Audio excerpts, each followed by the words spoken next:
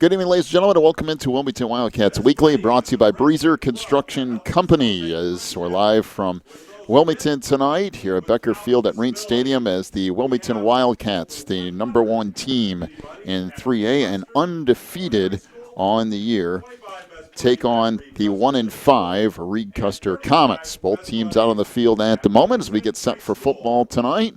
And what should be an interesting matchup. Reed Custer's got a ton of people on their varsity team, but they have struggled at times this year. So it'll be interesting to see how all this goes together tonight.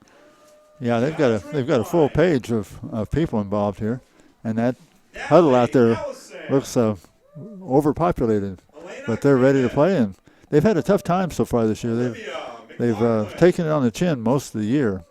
They come in tonight with a chance to really make some name for themselves, and the top-ranked Wildcats are waiting for them, and so we'll see if they can give Wildcats a little bit of trouble. Wildcats on the other side, they want to make sure they don't take anything for granted. They can't afford that. They got 2 or 3 games coming up that are going to be crucial for them, and they need tonight's win to set that up. So about 17 minutes away from opening kick here tonight as the Wilmington Wildcats trying to keep the string rolling here. Cats starting to get some people back from injuries as well. We saw a few last week. Sanchez was back. A couple, I want to say, Franzen, Sanchez, Kyle Humphreys is not back yet, but hopefully he'll be back in a week or two. And so they're kind of going through some injuries. Spangler and then offensive line had to take a week off last week, so it's kind of just bouncing back and forth a little bit. But this is the portion of that schedule where for Wilmington, you're trying to get healthy. You're getting some opponents where hopefully a lot of people will get in the game, and you don't have to rely on starters as much for all 4 quarters. And then, of course, next week, the big matchup with Coal City, and then it finishes out the regular season with Peatone. So you go week 8, week 9, and into the playoffs, and there's no kind of weaker games in there. So it ends up being one big game after another, and it just goes forward. And not saying that Reed Custer can't put up a fight tonight. They can. Anytime you have these rivalry games, you never really know what's going to happen, and weird things happen, as you'll hear about in the interview with Coach Reitz as well. But it's just one of those nights where for Wilmington, you're trying to get back healthy, get everybody back and running, and then you see what happens from there.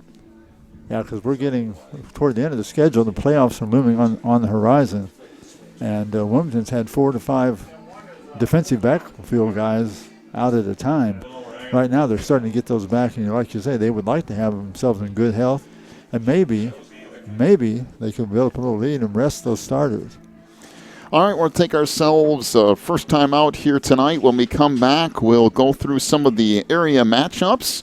And a little bit later on in Wilmington Wildcats Weekly, we'll hear from the head coach of the Wildcats, Mr. Jeff Reitz, as well. Be back in just a moment. This is Wilmington Wildcats Weekly, brought to you by Breezer Construction Company here on the Christian Internet Sports Network.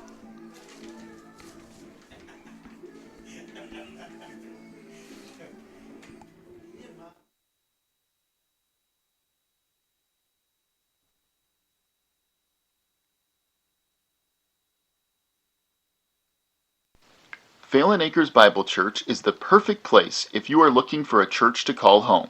They have services every week, including Sunday school at 9:45, morning worship at 11, and Wednesday night prayer meetings at 7. Phelan Acres Bible Church is located at 26009 Willow Lane in Wilmington, Illinois. And for more information, call 815-476-7818. That's 815-476-7818. If you're looking for more information on Wilmington Wildcats football, then check out the Catbackers every Wednesday at 7 at Tuffy's. Each week, Coach Reitz goes over game film, takes questions from the audience, and presents the Offensive and Defensive Player of the Week awards. Plus, you'll get to hang out with other Wildcat fans and get the inside scoop on next week's game. So be sure to check out the Catbackers every Wednesday at 7 at Tuffy's.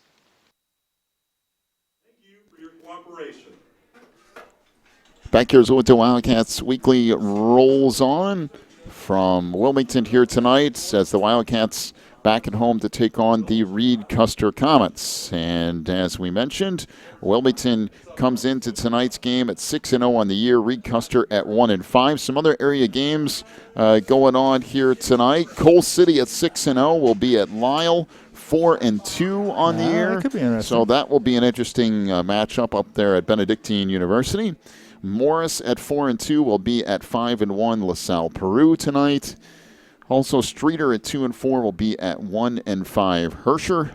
Piatone at 5-1 will be at Mantino, who is 2-4, and that can be an interesting matchup as well because Mantino, one of those teams that at various times this year has shown flashes, yes, but haven't been able to kind of get over some things here. So that'll be an interesting matchup. Also in 3A tonight, Williamsville at 6-0 will be at 3-3 New Berlin. Byron 5-1 will be at Rockford Lutheran, who is 3-3 here tonight. So just a few of the games that we're going to keep an eye on, and also just a little ways down 55 here. Pontiac at 1-5 will be at Monticello, who is 4-2. So just a little bit of some highlights of games going on around the area. Now, Wilmington at 6-0 on the year, they have clinched another playoff berth for the 24th consecutive year. Wow. As the Cats continue that playoff string. There are at least 7 other 3A schools that have a 6-0 record. So these teams are already in the playoffs. Williamsville, Fairfield, Beardstown, Nashville, Pena, Vandalia, and Mount Carmel, and all of them are in the southern half of Illinois. All the rest of the 6-0 teams are from the south half of Illinois. The other 5-1 teams that are in 3A and will be playoff eligible more than likely here soon, Byron, Eureka, Princeton, Farmington, Greenville, Piatone, and Breeze Mater Dei, and just 2 of those are in the southern half. So a lot of those teams are in the northern half, which a lot of the better football is week in and week out. So you end up with these different records. So we're starting to get an idea of how those playoff seedings and pairings and all that start coming together. Of course, you got to get the 6 wins to automatically get in. You can get in with 5, but you really want to have 6 because there's a few teams every year that don't get in with 5. Some of those names you brought up there, Byron, Farmington, they come back from years gone by, come back and wave their banners in the air, and wow, you could end up back at their place again. Yep, that is very, very possible as this year rolls along. We'll definitely will see Byron at some point, and it might be early on, and it might be Lyle, actually. If Lyle ends up with 3 or 4 losses, that would be a very, very likely opponent for Wilmington in week 1. But we'll kind of worry about all of that later. There are some weeks to kind of go through all that. By the way, remind me later on to talk about a new proposal that is in the works to get rid of the district system, which isn't even in place yet. So remind me to talk about that later. I vote on it. Me too. No matter what it is, I'm in. We'll take another break. When we come back, we'll get to our interview with the head coach of the Wildcats, Mr. Jeff Reitz. We'll do that here momentarily. You're listening to Wilmington Wildcats Weekly, brought to you by Breezer Construction Company on the Christian Internet Sports Network. Teresa's Family Styling Salon in Wilmington is an all-ages salon that will style your hair for that special look. They offer cuts, perms, and coloring for any fashion. They also carry Paul Mitchell and Brocato products. Teresa's Family Styling Salon is located in the Southgate Plaza in Wilmington, and you can call for an appointment at 815-476-1955. That's 815-476-1955.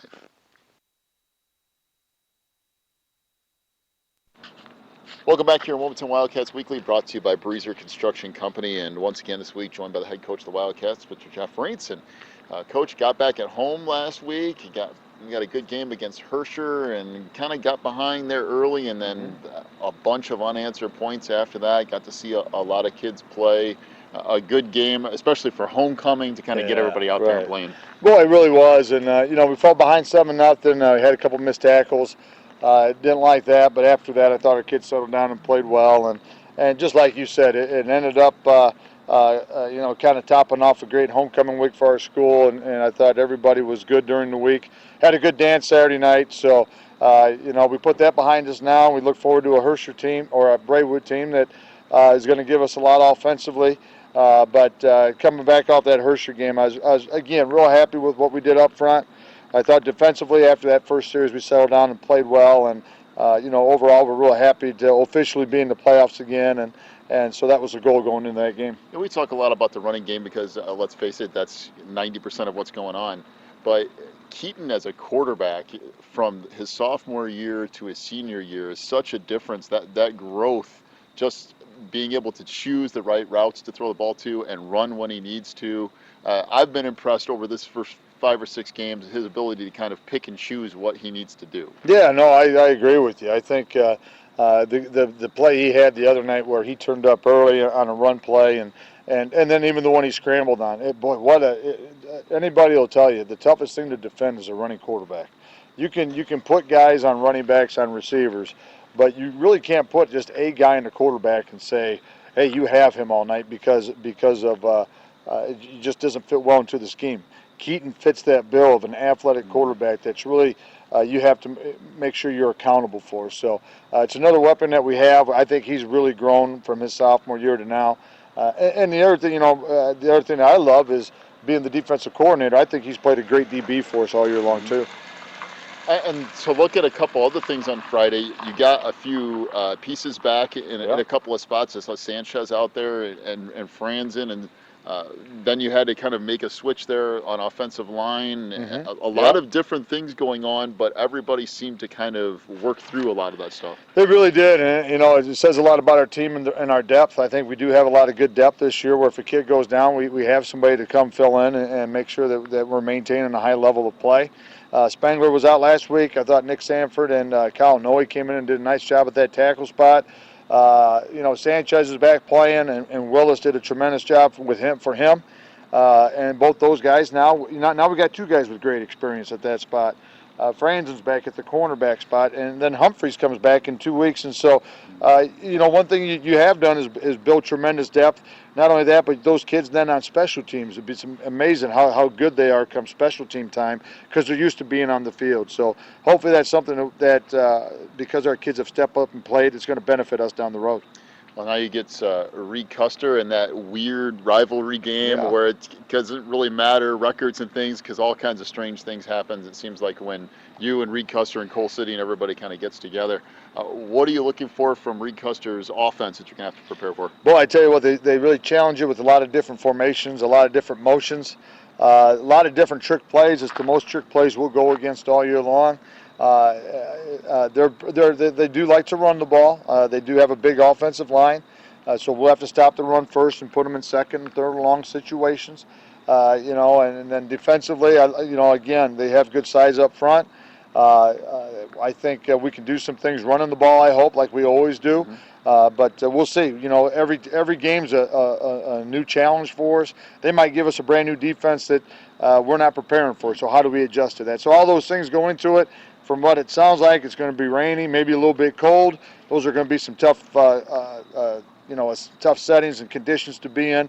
We got to make sure we don't turn the ball over and put the pressure on them. And then lastly, once again, just kind of injuries, and we just talked about that a little bit, kind of all over the map, and getting some guys back and then losing some. So where does that all stand? No, we're about as healthy as we've been. Humphreys is still out now. Spangler's back with a slight concussion, so we kept him out last week, which is great. He's great to go this week. And then Franzen's back, Sanchez is back. And so once we get Humphreys back, cross our fingers, we can get through another game without any injuries.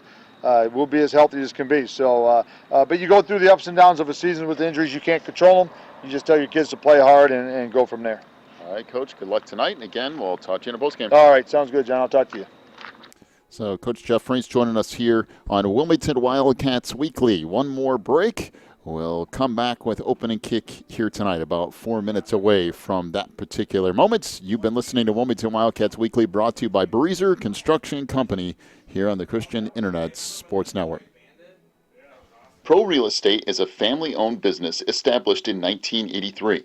Its staff and sales agents work in all areas of real estate sales, from first-time homebuyers to experienced investors. Located at 506 South Water Street in Wilmington, Clients are welcome to stop by to discuss their real estate needs or visit our website at pro-homes.net. For a private consultation, contact us at 815-476-7916. Breezer Construction Company is a proud supporter of Wilmington Wildcats football on the Christian Internet Sports Network. For over 40 years, Breezer Construction Company has led the way in providing quality construction to the industrial, utility, and pipeline industries. For more information on Breezer Construction Company, go to breezerconstruction.com. That's breezerconstruction.com. Or call 815-521-0900. Just about set for opening kick here tonight from Wilmington as the Cats will get set to run down through the woods and out onto the field. Not nearly as big of a crowd tonight as there was last week. Of course, it's much colder. Temperature in the low 40s or so as we get set for kickoff. A good breeze here tonight. Luckily enough, there isn't a whole lot of wind going, or rain going on. There's a little bit of a breeze. It was raining earlier. In fact, rained most of the day, and it looks like that will stay out of the area for our game here tonight, and that is a good thing. Looks like the wind is blowing out of the south at a pretty good pace, but it won't favor either team. Which way you're going, it's going to be going crossways across the field, so that will take care of that. And the rain is kind of taking a hiatus, and it's gotten out of here, so now we're pretty well ready to go. I don't see. Well, we were going to talk for a second about playoffs. Of course, this year, the next year or two is going to be normal. Then it was supposed to be districts. The problem is that the district thing is coming over like a lead balloon. So here comes Wilmington down through the woods, and they'll come out at about the 35 or 40-yard line. And, I mean, it's pretty quiet here tonight. There's some fireworks going off in the distance. Of course, the motorcycles are missing tonight. I mean, it's freezing cold to have, to have those out. The cannon's not here either. So compared to last week, it's toned down quite a bit, but still a pretty good entrance for the Wilmington Wildcats. Going back to the districts. Yes. There's a proposal out there right now to make it an 8-game regular season, put 1 week more onto the playoffs, and ramp up the amount of teams that are in the playoffs. The hope is that will eliminate the conferences bouncing back and forth, because you'll only need 3 wins to be playoff eligible. Oh. And so that eliminates scheduling weaker opponents. That eliminates trying to get in a weaker conference. If you can win 3 games, you're into the playoffs. And so you don't really need the district because people won't be bouncing around all over the place. And I kind of like that, personally. I mean, it's one thing to disagree with the district philosophy, which I do, but you have to have a viable solution there'll be more to put out there. There'll be more people making the playoffs each year, but they'll be eliminated the first week. Right. There'll be an extra week of playoffs, so there'll be that many more teams that get added in. But that many more teams have a chance come playoff time, and then you're not limited by what you have now, which, is needing 5, maybe 6 wins. In any case, Wilmington is in regardless for this year, as the Cats at 6-0, looking to go 7-0 as they'll tee it up here tonight. Back deep for Reed Custer is Evan Picard back at his own 10-yard line. Reed Custer in those white uniforms tonight with black helmets and black numbers with the gold trim. Wilmington will be in purple helmets, the purple jerseys and white pants tonight with white letters and numbers as well. Yeah. Wilmington will kick off right to left. And my appreciation for the uniforms, both sides, you can see the numbers. Yes, you can. Last week it was very difficult. Oh, boy, that was a long night. To see on either side at times. Well, this seems like we've gone back in time about 4 years with the 7:30 start time tonight. Yeah, that's right. That earlier game went on for what seemed like forever. I think there were more penalties in that fourth quarter than we've seen in every game combined. So the kickoff here from Alan Richards, taken at the 18-yard line across the 20, out near the 30. On the return comes Blake Foster. And the Comets will have it 1st and 10 from their own 30, just underway here tonight. Again, Reed Custer, much like Herscher last week, needs a quick start. And they need some defensive stands. Herscher got the quick start last week. They got the 7 points right off the bat, and then they gave up 49 straight. And it didn't end exactly like they were looking for. Yeah. They had the first step right, but the rest of it went downhill. So trips receivers to the far side, one back to the near. Pistol formation for Dylan Geraltz as he'll hand it off to the left side. A gain of 2, maybe 3 on first down.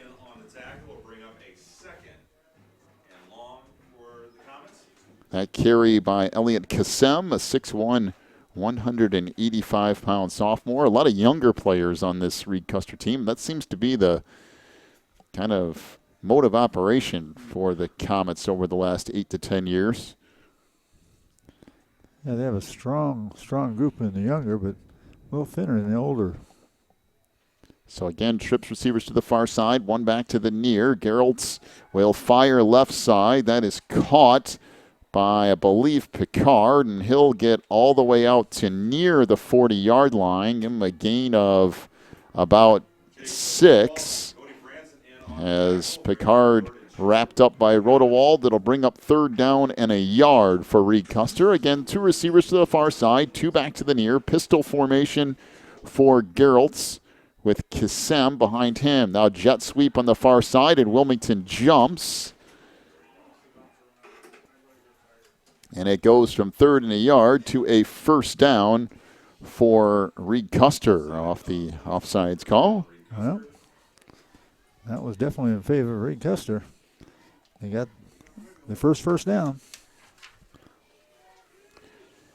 So 1st and 10 from the Comet 39-yard line. Just underway here. 10:30 to go opening quarter. No score. Trips receivers to the near side. One to the far. Geraltz out of the pistol with Kassem just behind him.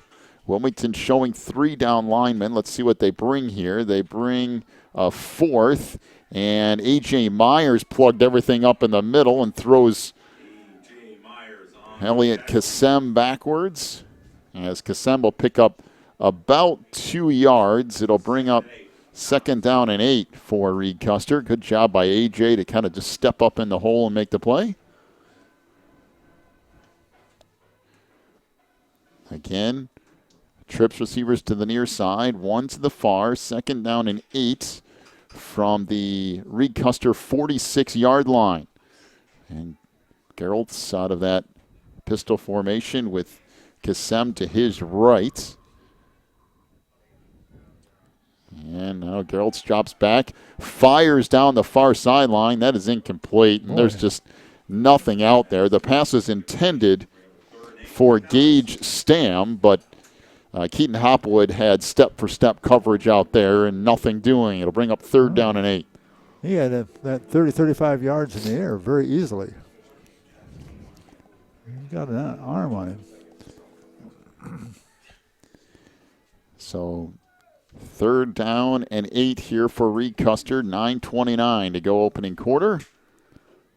Again, the Comets taking all kinds of time. Of course, still 10 seconds on that play clock, and they're already at the line of scrimmage, looking over toward the sideline. 2 receivers to either side.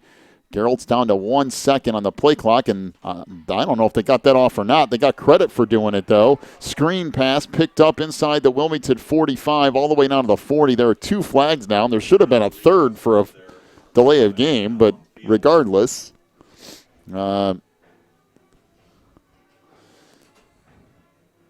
this would have been a 1st down for Elliot Kassem on what is a 15-yard gain, but I guess it just depends on the flags here. There are 2 on the far side, and it's holding on Reed Custer.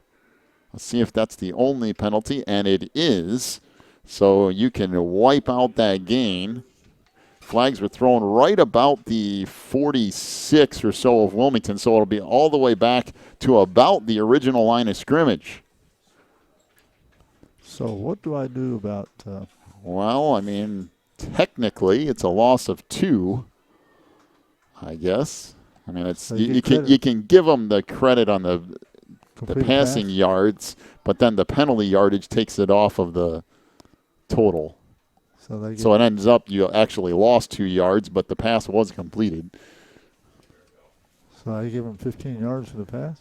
You just got to make sure to mark down the yardage total is. So we have a timeout to Reed Custer. 8:56 to go. Opening quarter, no score. We'll take a break, come back with more Cats football in a moment on the Christian Internet Sports Network. When you need the very best representation on your side, the attorneys and staff at Odekirk Allred and Associates are here to help with extensive professional experience in cases involving criminal defense, divorce, custody, personal injury, residential real estate, and driver's license reinstatement. Odekirk Allred and Associates and its diverse team is prepared to commit personalized attention and aggressive representation to achieve positive outcomes for your most stressful legal issues. Odekirk Allred and Associates has a team of highly skilled attorneys from the area, including Wilmington locals. Odekirk Allred and Associates takes pride in its communication skills and unmatched reputation for success. Contact Odekirk Allred and Associates at 815-740-1700 or stop by their new office location in Wilmington at 1095 South Water Street for your free consultation today. 3rd down and 10, and that pass incomplete. And for Wilmington, good thing, because wide open up the sideline was Blake Foster. I mean, he had a good 3 or 4 steps on the defender for the Wildcats, and Gerald's just overshot him. So it'll bring up 4th down and 10 for Reed Custer from their own 44. Back deep for Wilmington is Matt Sanchez on the near side, and Jack Narine on the far side as Reed Custer will get set to punt from their own 44. There's a line shot, and it's going to roll dead at the Wilmington 35-yard line. So that's where the Cats will take over 1st and 10. First opportunity tonight to see the Wildcats. And by the way, Mr. Lucas Spengler back out there for the Cats after having a week off, the 6'3", 240-pound junior. Of course, you've got Nick Gornick at 6'1", 200 pounds. He's a junior. Brad Stacy's up front at 5'10", 190 pounds. He's also a junior. Hunter Doherty's on the outside of that tight end spot, 6'2", 275-pound senior. Also up front is Dave Schnittiger, 6'4", 300-pound senior. As the Cats will have it 1st and 10 from their own 35. Again, Keaton Hopwood up under center, drops back to pass, rolls near side, looking up the sideline, gets away from the defender, across the 30, out to the 35, runs over a defender and out to the 33-yard line. That's a lot of running for Keaton Hopwood to pick up about 3 yards. The stop made by Evan Picard. Also up front for Wilmington is Jaron Allen, the 6'2", 212-pound senior. Of course, Cam Holman to the other tight end spot as well at 6'2", 205 pounds, and he's also a senior. So Wilmington will take their time here, down to 10 seconds on that play clock. 2nd and 7 for the Cats from their own 38.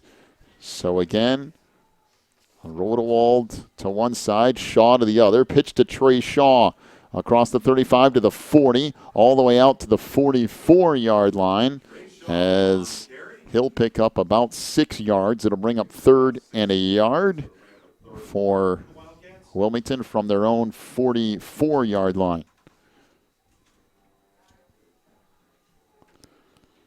So the Cats just kind of back to that run game after looking to the air on the first play of the night. It's fun to watch that pitch out to Shaw. He's going around that right end. Boy, he just puts his head down and turns it on. Third down and a yard from the 44 of Wilmington. Everything packed in, and there is an offside call, again on a hard count. Actually, it might have been that stop motion on the far side that got the defensive line of Reed Custer. So it goes from third and a yard to 1st and 10 for Wilmington. The ball all the way out to near the 49-yard line. Again, for the Cats, they'll be fine with just being patient here tonight. No need to get in a big hurry.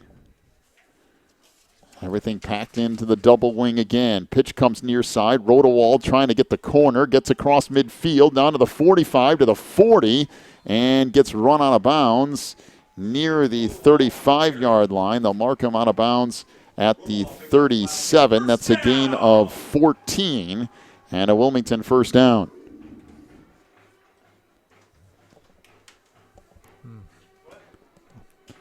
That running game is really fun to watch from Wilmington. It's hitting all cylinders. And the problem is for Reed Custer, there are a few weapons.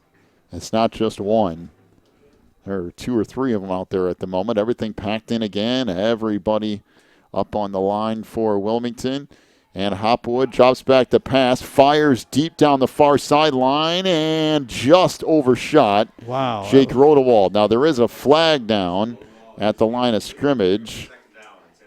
Rodewald had a step on the defender, Vander Dransfeld, but there's a flag down anyway. I thought that Rodewald might have taken off a step early, but we'll see what the flag is here. It's an illegal shift on the Cats, so that'll back them up 5 yards, which quite honestly, I thought they did the first pass play too. Just trying to get off the ball a little bit too quickly, so it'll be 1st and 15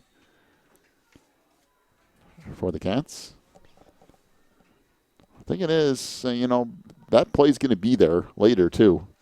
So I wouldn't be surprised if Barry comes back to that in a little bit. 1st and 15 from the 42 of Reed Custer.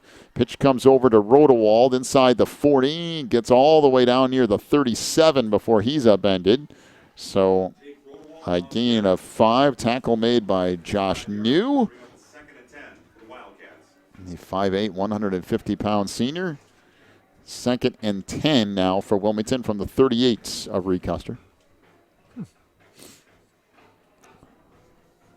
Oh, Rodewald's got two carries for 19 yards so far, so it's not bad. So again, 2nd and 10 from the 38, basically the 37 of the Comets. Back to the double wing here. Stop motion from Shaw, gets set. Now Hopwood will pitch it to Trey on the far side, gets inside the 35. Trey still going down to the 30, and he'll pick up about 7 more on the carry, and it'll bring up 3rd down and 3 for the Cats. Got to figure Wilmington in 4-down territory here. Pretty good confidence that they can pick up 3 yards and 2 downs. That's the one thing that, Barry kind of has that in his hip pocket tonight, the fact that they can attempt some passes. I think they feel pretty comfortable with being able to run the football if they really need to. Back to 3rd and 3. Pitch comes near side. This is Rodewald. Bangs through a defender and gets all the way down to near the 20-yard line. Down to the 21. A gain of 9 and a Wilmington first down. Well, that's some physical running from Jake Rodewald. Boy, he came through like a steam engine. I mean, he hit that place and just plowed through them. 1st and 10 for Wilmington from the 21 now of Reed Custer. 4:35 to go in the first quarter. Back to the double wing again. Hopwood under center. He'll drop back to pass. Has a receiver wide open, and waiting for the ball in the end zone is Trey Shaw for the touchdown. Oh. I mean, he literally stood there and waited. A 21-yard touchdown pass. Keaton Hopwood to Trey Shaw, and Wilmington leads at 6-0. I mean, that couldn't have been much easier. Trey had nobody within 20 yards of him. He really did. That's way too easy. I don't know who was supposed to have gone with him, but he missed his assignment. And Trey was out there. He could have had ham sandwich while he was waiting. Well, he did. He stopped and waited for about 2 or 3 seconds. Good hold by Narine. The kick by Richards is no good. Ooh. And Wilmington leads it 6-0 with 4:25 to go in the opening quarter. Take a break, come back with more Wilmington Wildcats football in a moment on the Christian Internet Sports Network. The launching pad is back, and the kitchen is now open 7 days a week. The iconic Route 66 restaurant is now serving Italian beef, Chicago-style hot dogs, malts, shakes, and their famous Dirtworm sundaes. During your stop at the launching pad, check out the Route 66 gift shop and get your picture taken with the Gemini Giant. Cruise on over to 810 East Baltimore Street in Wilmington and visit the launching pad today.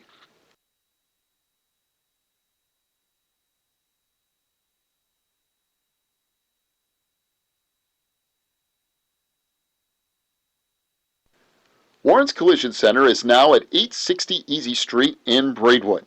They accept all insurance companies, and as always, customer service is their top priority. Contact Warren's Collision at 815-458-3300, stop by online at warrenscollision.com, or visit in person at 860 Easy Street in Braidwood. Warren's Collision Center is open from 8 a.m. to 5 p.m. Monday through Friday. Warren's Collision Center, where they care beyond the repair. Kick picked up down at the 8, across the 20, and then everything gets stacked up at the 21-yard line on the return by Blake Foster. So Wilmington leads at 6-0, 4:19 to go in the opening quarter.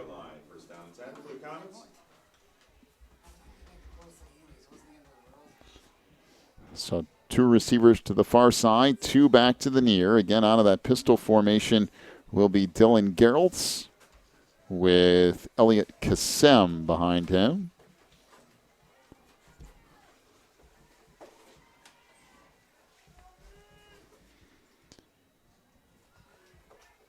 So Geraltz takes the snap, hands it off right side, and Cam Holman blows that play up.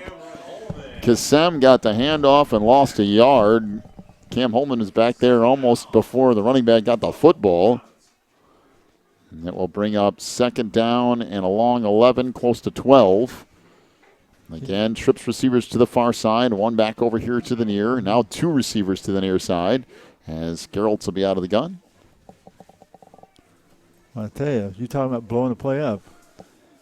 He was setting over in the backfield, tackling before the play ever got underway. So out of the shotgun here, Geraltz drops back, looks left side, tries to get away, and Cam Holman's back and has him sacked at the 7-yard line. Boy, Holman got through in a hurry, and that will be a loss of 10 more.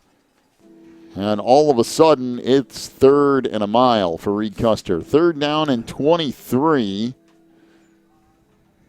Coming up on 3:10 to go here in the opening quarter. Well, he's taking up residence in their backfield. So 2 receivers to either side. Geralt's out of the pistol now, trying to motion Kassem to the other side. Down at 2:50 to go in the quarter. Now jet motion. Handoff goes to Geraltz, and Rodewald meets him in the hole. And a gain of about 3, and it'll bring up 4th down and 20 for Reed Custer, and back to punt will be Blake Foster. Now again, for the Comets, you just got a feeling that something has to get moving offensively, or this game's going to get out of control in a hurry.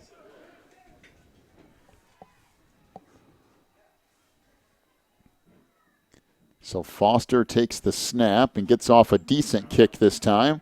Caught at the 50. Sanchez fumbles it, and I don't know if he got back on top of it or not. I think Reed Custer might actually come up with it. Nope. And I guess Sanchez did get it. I thought Kassem was right there to have it, but Matt managed to get it back. And it'll be 1st and 10 for Wilmington from a 38. Boy, that would have been a big momentum swing. Boy, that sure would have been. Reed Custer needs a defensive stand here, that's for sure. Actually, a pretty decent size defensive line for Reed Custer. Brandon Rocheda, 5'8", 210 pounds. To the outside is Brendan Williams at 5'10", 195. Handoff goes to Trey Shaw. Not a whole lot of room there. Hole kind of closed up, and he'll get about a yard. Also, Bobby Moorman up front, 6'1", 240 pounds.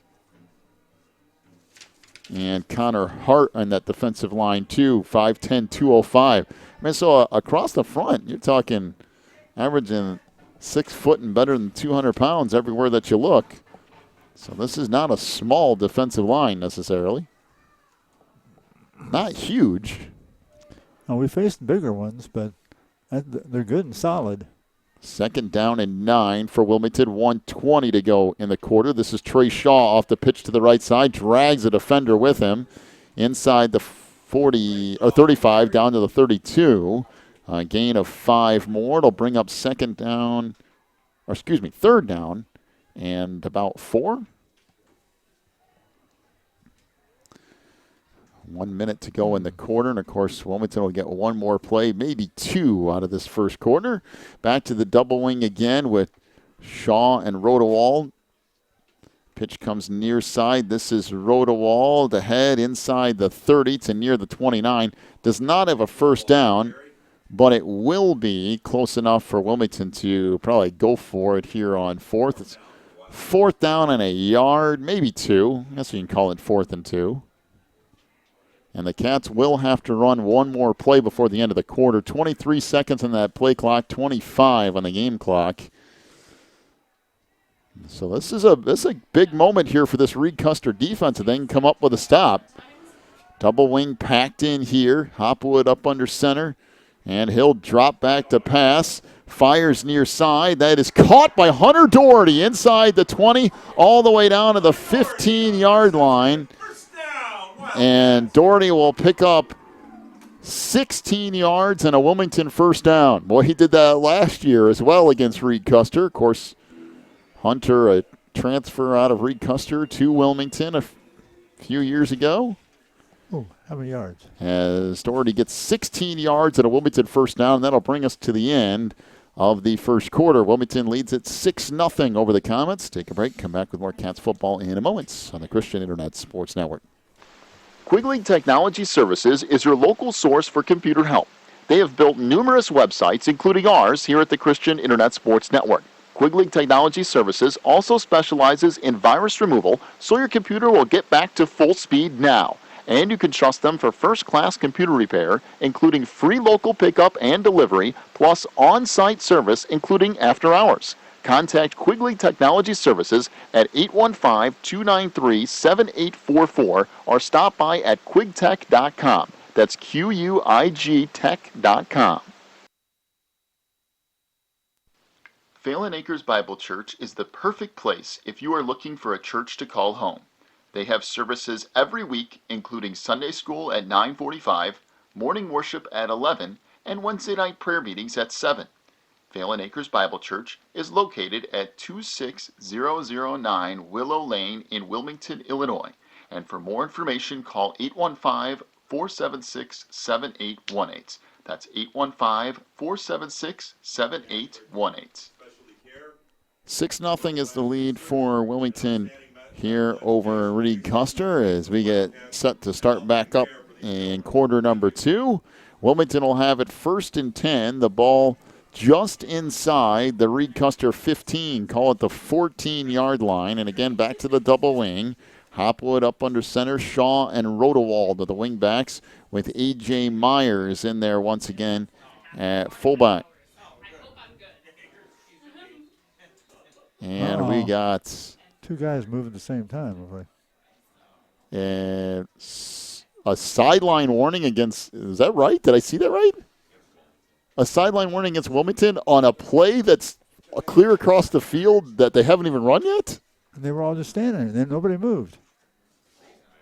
That is you know how I feel about the sideline warning anyway. That one is I can understand there's a play up the sideline and somebody runs into someone or something, but it's on the outside field. Nobody moved. Even if they called it, nobody moved. that's just, yeah. They were all standing right where they were. 1st and 10 as the handoff goes left side. This is Rodewald inside the 10 to about the 9-yard line before he's tripped up. Give him a gain of about 5. It'll bring up 2nd and 5 for Wilmington. Ball down to about the 9-yard line of Reed Custer. And again, for the Comets, they really need a defensive stand. Wilmington being nice and patient on this drive. Hopwood taking his time as the Cats using all kinds of play clock here. Handoff goes right side. This is Shaw inside the 5 to the end zone. Ooh, touchdown. Trey Shaw on a 9-yard touchdown run for Wilmington. And we have... Now, what is this flag for? It was a 9-yard touchdown run for Trey Shaw. I mean, there really wasn't anybody there either. And touchdown is good, apparently. They called another sideline penalty? Wait, what is this? I think it's choking. I mean, a sideline. What? That is an official who literally is got nothing else to do. I don't understand. Wow. Okay.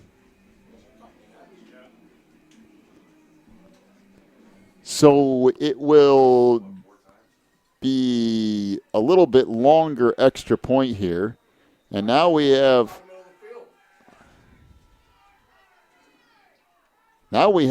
the coach from Reed Custer all the way out near the hash marks, and somehow that doesn't garner a sideline warning. That's an interesting one. He's not just over the sideline. He's out in the middle of the field. Oh. Well, so it appeared that it was back-to-back sideline warning and then a sideline penalty, but they called the touchdown good, and I don't know. I think I'm as confused as the Reed Custer coaching staff. It's cold out there. Let's get the game going here, huh? So Richards is standing there waiting to kick an extra point. Every player on both sides also standing there while we have a 5-minute conversation to figure out what indeed was called and how it's enforced. Of course, we're no stranger to this tonight because this happened in the game prior to this one where they had like a 7 or 8 minute conversation to figure it out. It was hard to figure out what he called. I will go along with that. But yeah, I certainly don't know. So Richards comes on to attempt the extra point. Good snap, good hold. The kick from Richards is boomed through, and Wilmington leads it 13-0 with 11:20 to go in the opening half. We'll take a break, come back with more Cats football in a moment on the Christian Internet Sports Network. If you're looking for more information on Wilmington Wildcats football, then check out the Catbackers every Wednesday at 7 at Tuffy's. Each week, Coach Reentz goes over game film, takes questions from the audience, and presents the Offensive and Defensive Player of the Week awards. Plus, you'll get to hang out with other Wildcat fans and get the inside scoop on next week's game. So be sure to check out the Catbackers every Wednesday at 7 at Tuffy's.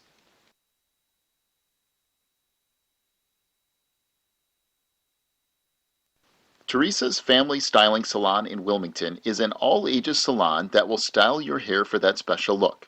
They offer cuts, perms, and coloring for any fashion. They also carry Paul Mitchell and Brocato products. Teresa's Family Styling Salon is located in the Southgate Plaza in Wilmington, and you can call for an appointment at 815-476-1955. That's 815-476-1955.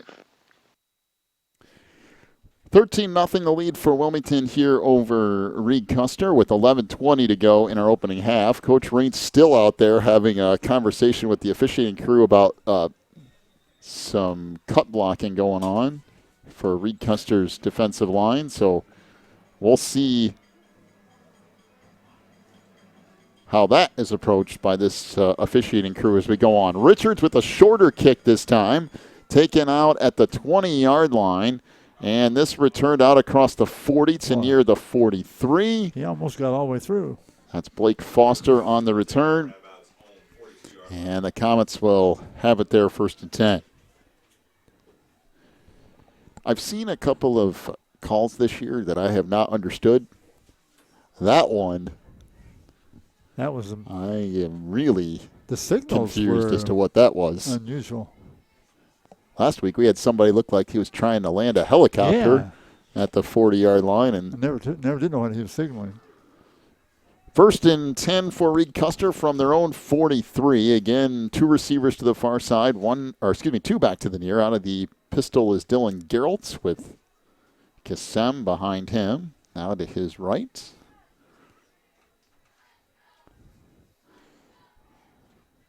So Geralt takes the snap. And now will keep it himself. And will pick up about a yard after he faked the handoff to Kassem. Went off the right side. It'll bring up 2nd down and 9 for Reed Custer.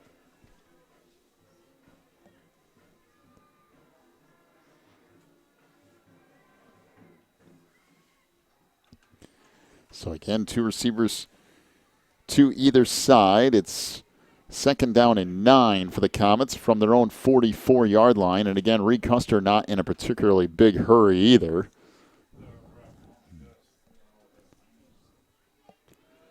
Matter of fact, the Comets keep getting closer and closer to a play clock violation. Down to 1 second.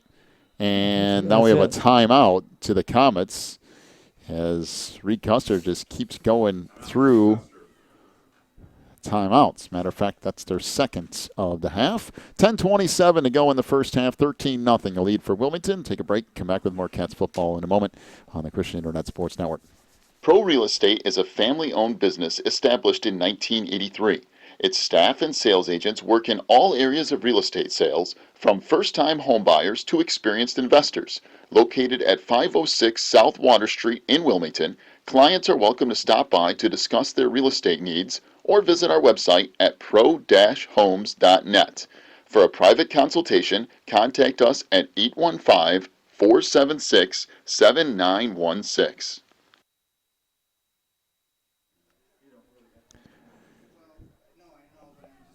So out of the timeout, 2nd down and 9 for the Comets. From their own 44-yard line, 2 receivers to either side. Geralt's motions, 1 man in motion. Now drops back, fires far side. That's incomplete. That pass was deflected by Jack Narine. And it'll bring up 3rd down and 9 for Reed Custer. And really, this is the problem that has existed for Reed Custer for a few years, is when you start passing the ball like this and you have incomplete passes, then you just keep giving the ball back to the Wildcats, and that becomes a problem in relatively short order. Again, 2 receivers to either side. 3rd down and 9 for the Comets from their own 44-yard line. Geralt's out of the pistol formation again. Takes the snap, drops back, setting up a screen pass, and it was almost intercepted by Jack Narine. It was caught by Kassem for a gain of a yard as Hunter Doherty drops him for a 1-yard gain, but that pass went right through the hands of Narine. I thought for sure he was going to pick that off. He was waiting for it. Bring up 4th down and 8 for the Comets from their own 45-yard line. So Blake Foster to punt it away. Snap a little high, but Blake manages to come down with it. This kick is going to kick out of bounds inside the 30, down around the 28 or so. And Wilmington will start back up there, 1st and 10.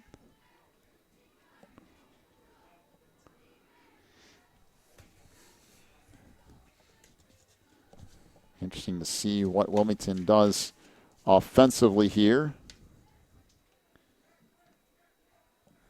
Okay, Wilmington scored last time at 11:20. Now they got the ball back in 9:40. That's what you're talking about, holding those passes. And the problem for Reed Custer is that once you keep giving the ball back, I mean, defensively you can hold your own for a little while, but once you're out there for such a long time and the Cats just keep pounding and pounding and pounding, eventually everything starts to pile up. First and 10 for Wilmington from their own 30. Handoff comes right side. This is Trey Shaw across the 35 out to the 39. We have another flag down. This is the 36-yard line. Let's see what this call is, because anymore, your guess is as good as mine.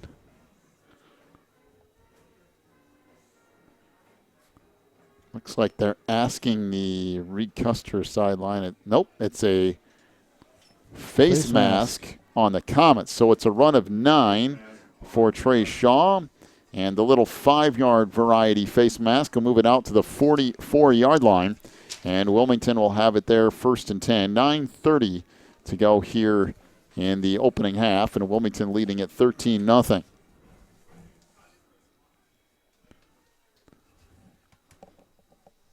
The thing about it, Wilmington usually takes their time, so they run some time off the clock themselves. So first and 10. Hopwood up under center. Hands it off to the fullback. A.J. Myers bangs ahead across midfield down to the 49, almost the 48-yard line of Reed Custer. Give him a gain of about 7. It'll bring up second down and 3 for Wilmington. They mark the ball at the 49 of Reed Custer. Every now and then you get an A.J. Myers carry. Yep. Kind of every once in a while, when you get used to the two wingbacks getting the ball, by the time you get settled in that, then they come through with A.J. So second down and 3. Back to the double wing here for Wilmington. Hopwood up under center. 10 seconds to go on that play clock. And it pitches it right side. Shaw inside the 50, 45, down to the 40. And is tripped up at the 39-yard line by Vander Dransfeld. A gain of 10 more yards and a Wilmington first down.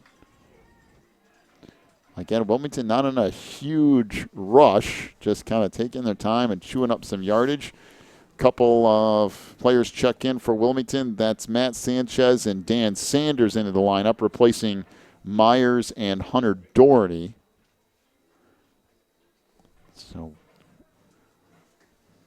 Wilmington will go to more of a pass formation here. Trips receivers to the far side. Out of the shotgun is Keaton Hopwood with one back to his left. Hopwood drops back to pass, fires through the hands of Sanders and intercepted up the far sideline inside the 50 to the Wilmington 45. And Rodewald will run the player out of bounds inside the 40. And all the way down to the 38-yard line. Evan Picard ended up with the interception. And honestly, Matt Sanchez was wide open coming across the middle, and Hopwood just overshot him. And so the ball's at the 38, but more than likely this is a personal foul on Wilmington, and that would take it all the way down to the Wildcats 23 off of the turnover. And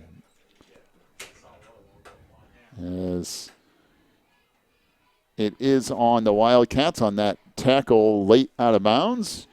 So that will move it all the way down to the Wildcats' 23-yard line. Well, Wilmington tried to go shotgun and put the ball in the air, and honestly, the play was right there. The pass a little bit too tall, and now Reed Custer with a huge break. 7:38 to go in this first half, and the Cats leading at 13-0, but Reed Custer will start the drive at Wilmington's 23-yard line. Trips receivers to the far side, one back to the near. Out of the pistol is Geraltz again, takes the snap, 3-step drop, fires up the sideline, and that is caught down inside the Wilmington 5 by Josh New. That'll be a gain of 19, close to 20, and give him 20 yards on the reception. It'll bring up 1st and goal for Reed Custer as the ball just inside the 4-yard line.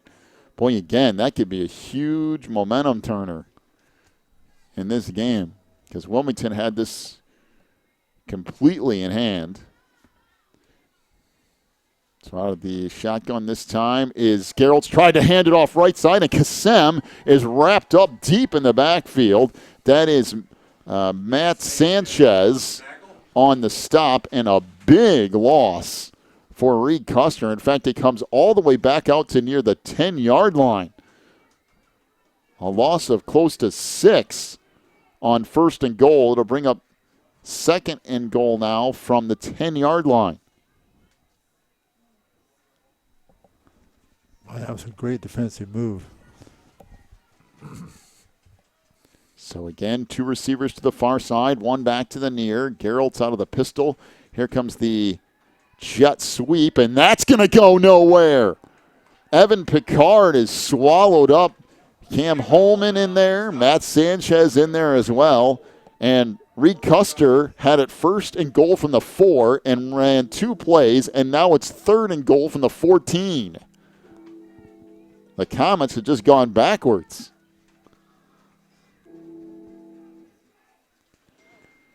So 3rd and goal from the 14, under 6 minutes to go in the half. Again, 2 receivers to the far side, 1 back to the near. Gerald's out of that pistol again. Well, take the snap, now drops back, throws a pass to the far side, caught, down inside the 10, to the 5, still going near the goal line, down to the 1-yard line goes John Cowie and just kept breaking Wilmington tackles. It'll be 4th and goal from the Wilmington 1, and honestly, that should have been stopped way out near the 10-yard line. But Cowie kept going, broke some tackles, and now Reed Custer knocking on the door. 4th and goal from the Wilmington 1-yard line with 5:10 to go in the half. Wow, what a big score this would be for the Comets. They can somehow figure out a way to get it in the end zone. Gerald's runs to the far side, and out of the shotgun is Blake Foster, and deep shotgun for Foster. Takes the snap, and he is not going to get there. Blake Foster is stood up at the 2-yard line, and Reed Custer cannot score. The Comets get a huge break on the turnover, and then the penalty got the ball down to the 23, and Wilmington's defense closes the door on 4th and goal from the 1. 4:49 to go in the half. Wilmington up 13-0. And the Cats will need to go roughly 99, maybe 98 yards. Well, you talk about defensive stand. There was a 96-yard touchdown run earlier this year? Maybe they can break that here. And we've got, and that would have been trouble too because Keaton hopped, but everybody stopped running. But Keaton had a huge hole up the middle, and we have a false start at Wilmington. Well, I guess that can't hurt you too much because instead of 1st and 10, it's now 1st and 11. So ball will go back to the 1. Maybe that just makes the touchdown run 1 yard farther. I reckon so.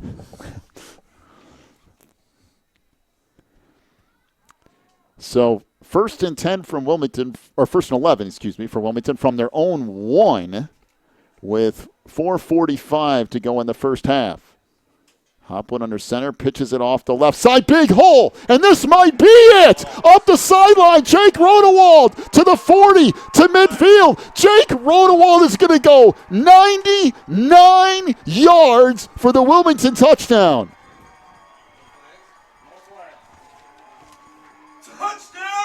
99 yards on the Jake Rodewald touchdown. That is unbelievable. Wow. 96-yard touchdown run, and now a 99-yard touchdown run for Jake Rodewald. And 4:29 to go in the half. Rodewald. we had 98 last week and 99 this week. We're getting getting harder to get longer, isn't it?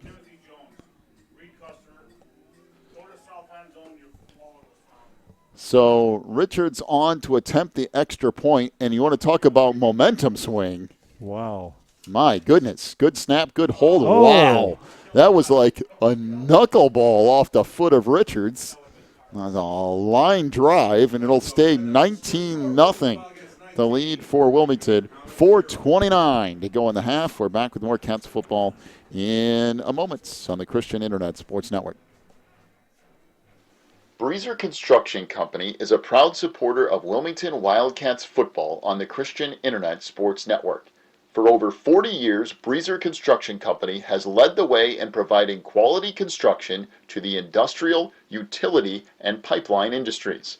For more information on Breezer Construction Company, go to breezerconstruction.com. That's breezerconstruction.com. Or call 815-521-0900.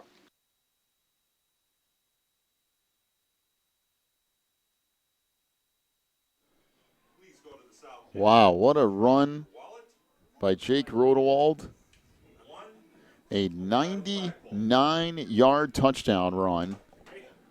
And Wilmington now leads it 19-0. Wow. That just almost shocked me. He came to this.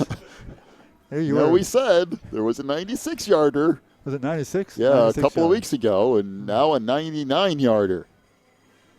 It's a kick here from Richards, taken down at the 14-yard line, across the 20 to the 25, 30, out to the 35. On the run goes Elliott Kassem, and now another flag. Yeah, I think it's the holding on the sweep here. Look like.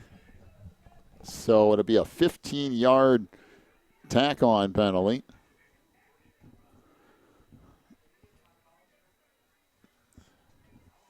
So I'll be out at the 35 pending the penalty here. And there's not really a whole lot you can do with that. I mean, it was just a tackle that kind of carried Kassem out of bounds, but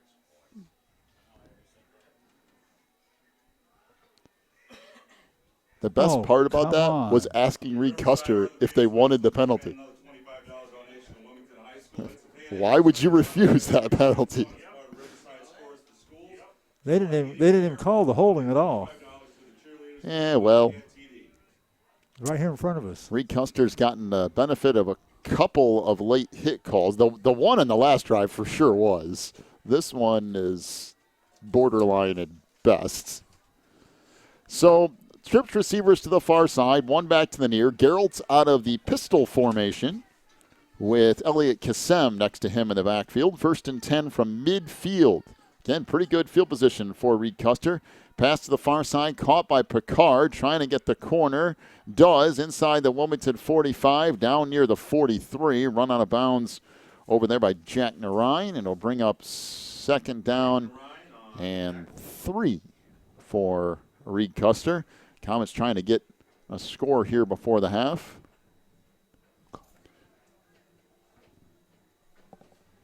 So again, trips receivers now to the near side, one to the far side. Reed Custer working right to left here as we approach the 3:45 mark of the half. Comets not in any big rush even as of now. Down 3 scores. Geralds takes the snap, drops back, looks down the left sideline, fires, and there's nothing out there. Pass is intended for Gage Stam. Keaton Hopwood had coverage, and there was no way Gage was going to come up with that because the pass was nowhere near him. Yeah, I think he just really threw it away because there was nobody open. He just threw it where nobody could get to it. So to bring up 3rd down and 3 for Reed Custer from the Wilmington 43-yard line. Again, now 2 receivers to the far side, 2 back to the near. Gerald's relaying the play to everybody else. Everybody has those wristbands, kind of looking down to see what the play call is. As Gerald shots back the pass, trying to set up a screen pass, and he throws it away. There is no one out there, and that has got to be intentional grounding. I mean, there's nobody within 20 yards of that throw. There is a late flag. I don't know how the coaching staff for Reed Custer could argue against that. I mean, there is nobody, no one, not just a receiver, no one within 20 yards of that. Yeah. Well, Gerald's had a wildcat breathing down his neck, and he was going backwards as fast as he could. There wasn't even a defender within 20 yards of that. So it is intentional grounding on Reed Custer. That is a loss of down, so it will be 4th down and long for the Comets. And they're going to be forced to punt it away, I do believe. I mean, there's really no way you go for it here, is there? I mean, they got their offense out there, but it's going to be 4th down and 25? Yeah, I guess they are. Well, it's 4th and 20. Now they finally send on the punt team. I was going to say, I'm all for rolling the dice at times, but that would really be rolling them. I mean, you're already down 18-0, so 19-0. So 4th and 25, and now the punting unit on for Reed Custer. Snap a little high again, but good job by Foster to get that off. And it's caught by Narine, and then he's spun to the ground immediately at the Wilmington 43-yard line. So the Cats will have the ball 1st and 10 from their own 43-yard line, following the 98-yard touchdown run from Jake Rodewald. Let's see if the Cats can get one more here before the half. Be sure to stick around for the halftime show, brought to you by Pro Real Estate. Big thank you to Pro Real Estate for sponsoring that again this year. We'll have your first half stat totals.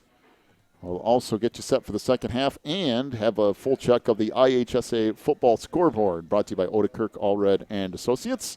All that coming up on the halftime show, brought to you by Pro Real Estate here in just a few minutes. 3:18 to go in the half, 1st and 10 for Wilmington from their own 43. This is Rodewald across the 45, tried to cut back, gets out to the 46, close to the 47, and about 3 yards, maybe 4. It'll bring up 2nd down and 6.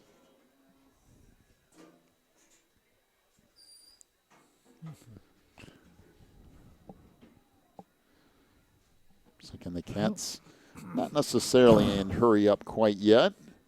Again, Rodewald and Shaw are the wing backs. Hopwood up under center. And we have a false start in Wilmington. I don't know who that's on, but Hopwood looked back like, really? Like,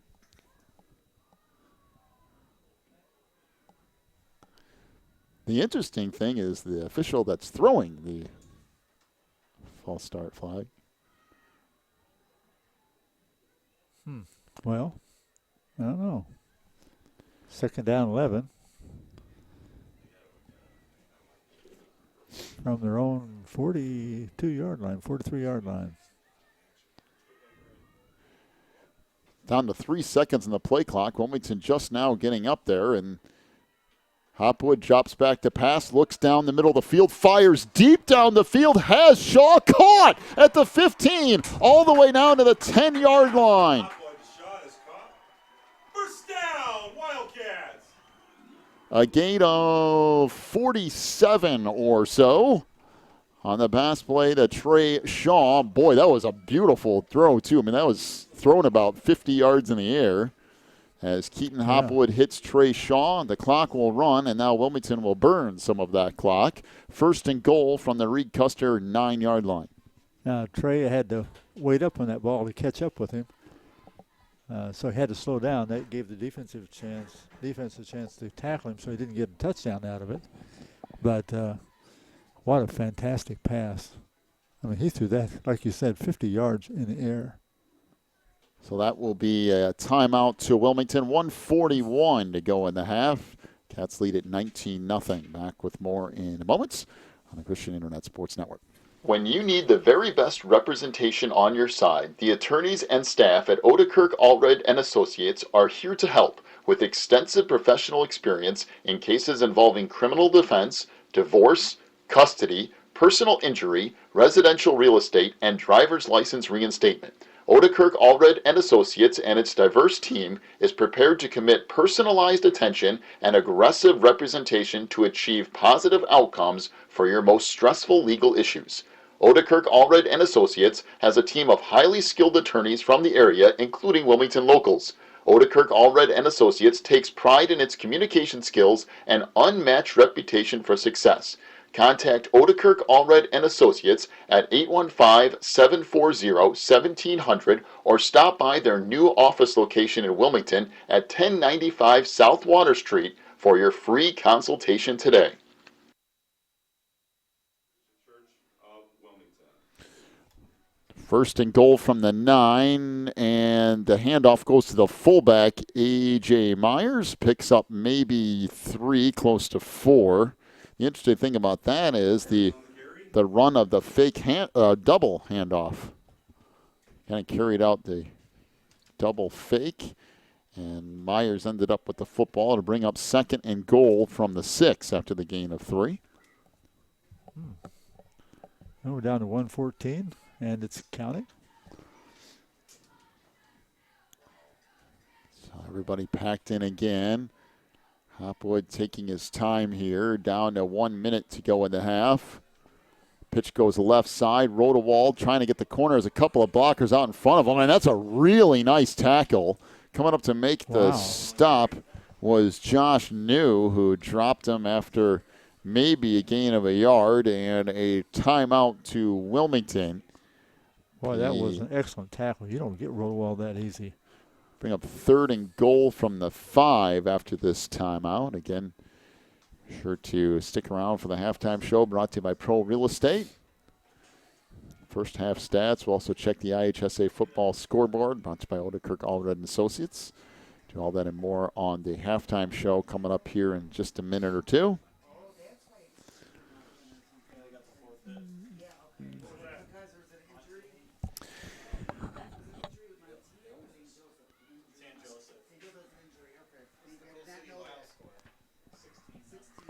So it'll be third down and goal from the 5-yard line out of the timeout. Let's see what the Cats come up with here, trying to get another score before the end of the half. Again, back to the double wing here. Hopwood under center, hands off right side. This is Shaw trying to get the corner, and Trey Shaw's going to score. Touchdown Wilmington on a 5-yard touchdown run from Trey Shaw.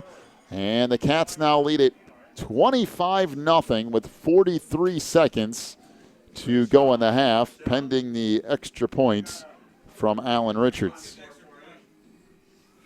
Wow, that speed he has. He blistered around that right side and just literally outran everybody. So the extra points upcoming here. Extra points been a crazy experience tonight. Usually really steady. And the kick is good. So Wilmington leads it 26-0 with 43 seconds more or less to go here in the half. Internet safety, a conversation. Recently, one of our local teens fell victim to a dangerous situation while using the internet. Luckily, fast work of law enforcement brought her home safely.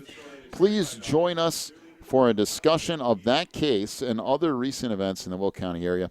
Learn from an expert how parents and children should use internet safety to help prevent future incidents.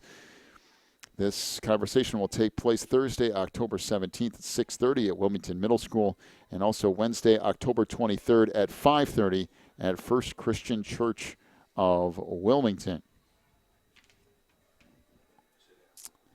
So the Cats have it teed up at the 40, getting set to kick off right to left here.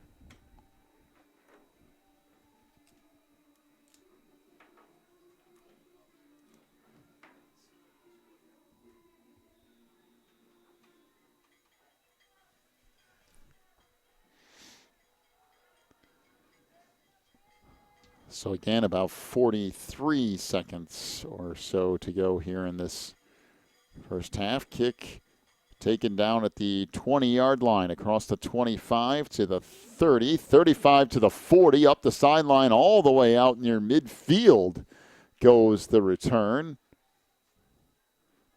And good field position for Reed Custer to start this final drive of the half with 36 seconds to go in the first half.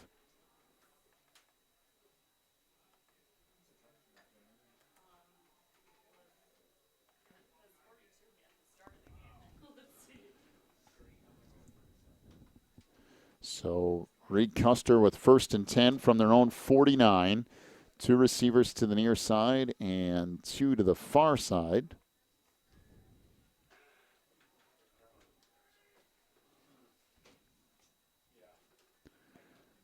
Again, Geralt's out of the pistol will take the snap, dropped it in the backfield, now picks it up, trying to scramble away, and he's going to get maybe a yard or 2. They'll bring up 2nd down and long for the Comets, and Reed Custer decides to use a timeout. Take a break, come back with the last couple of plays of this first half in just a moment on the Christian Internet Sports Network. The launching pad is back, and the kitchen is now open 7 days a week. The iconic Route 66 restaurant is now serving Italian beef, Chicago-style hot dogs, malts, shakes, and their famous dirtworm sundaes. During your stop at the launching pad, check out the Route 66 gift shop and get your picture taken with the Gemini Giant. Cruise on over to 810 East Baltimore Street in Wilmington and visit the launching pad today. 25 seconds to go here in this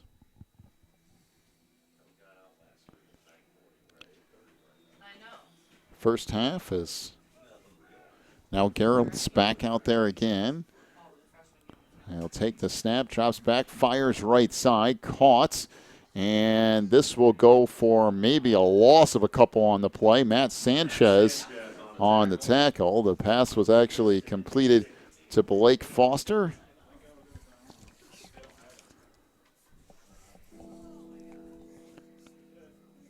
And that will do it for the first half of play, as Wilmington leads at 26-0 here at the half. Welcome into our halftime show brought to you by Pro Real Estate. We'll be back in just a moment with your first half stats. We'll also have a check of the IHSA football scoreboard brought to you by Odekirk, Allred, and Associates here in just a little bit. Cats lead at 26-0. Back in just a few minutes here on the Christian Internet Sports Network. Warren's Collision Center is now at 860 Easy Street in Braidwood. They accept all insurance companies, and as always, customer service is their top priority. Contact Warren's Collision at 815-458-3300, stop by online at warrenscollision.com, or visit in person at 860 Easy Street in Braidwood. Warren's Collision Center is open from 8 a.m. to 5 p.m. Monday through Friday. Warren's Collision Center, where they care beyond the repair.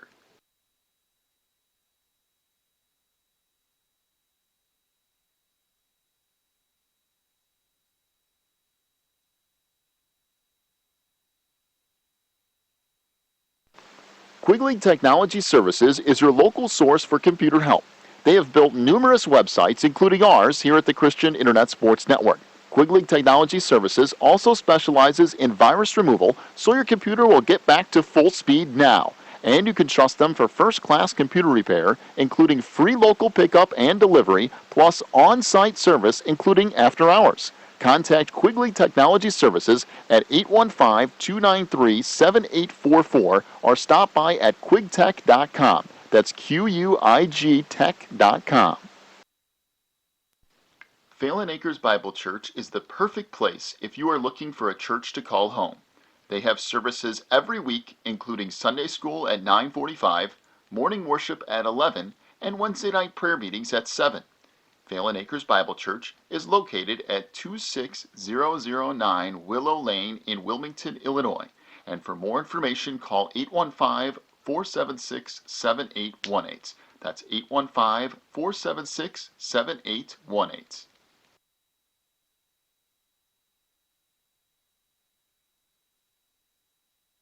What's up, man? Good to see you're here. Do you want a beer? No thanks, I don't drink. Oh, come on, relax. Have some fun. Everyone else is drinking. We have a lot to do tomorrow and I can't be all hungover from drinking. Yeah, I'm having enough trouble with school and sports and clubs and so much stuff. I don't have time to be worrying about if I got caught drunk. Come on, man. This will help relax your mind and worries, and you'll have a good time. Oh, man, cops. Run. We better book it out of here. I'm so glad we weren't stupid and didn't drink. I know, right?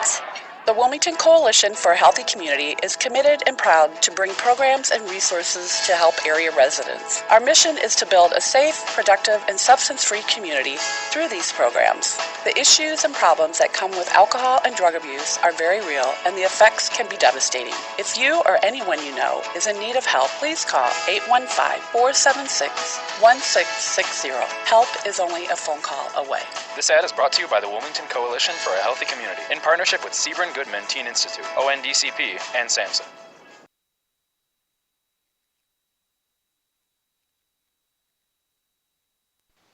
If you're looking for more information on Wilmington Wildcats football, then check out the Catbackers every Wednesday at 7 at Tuffy's.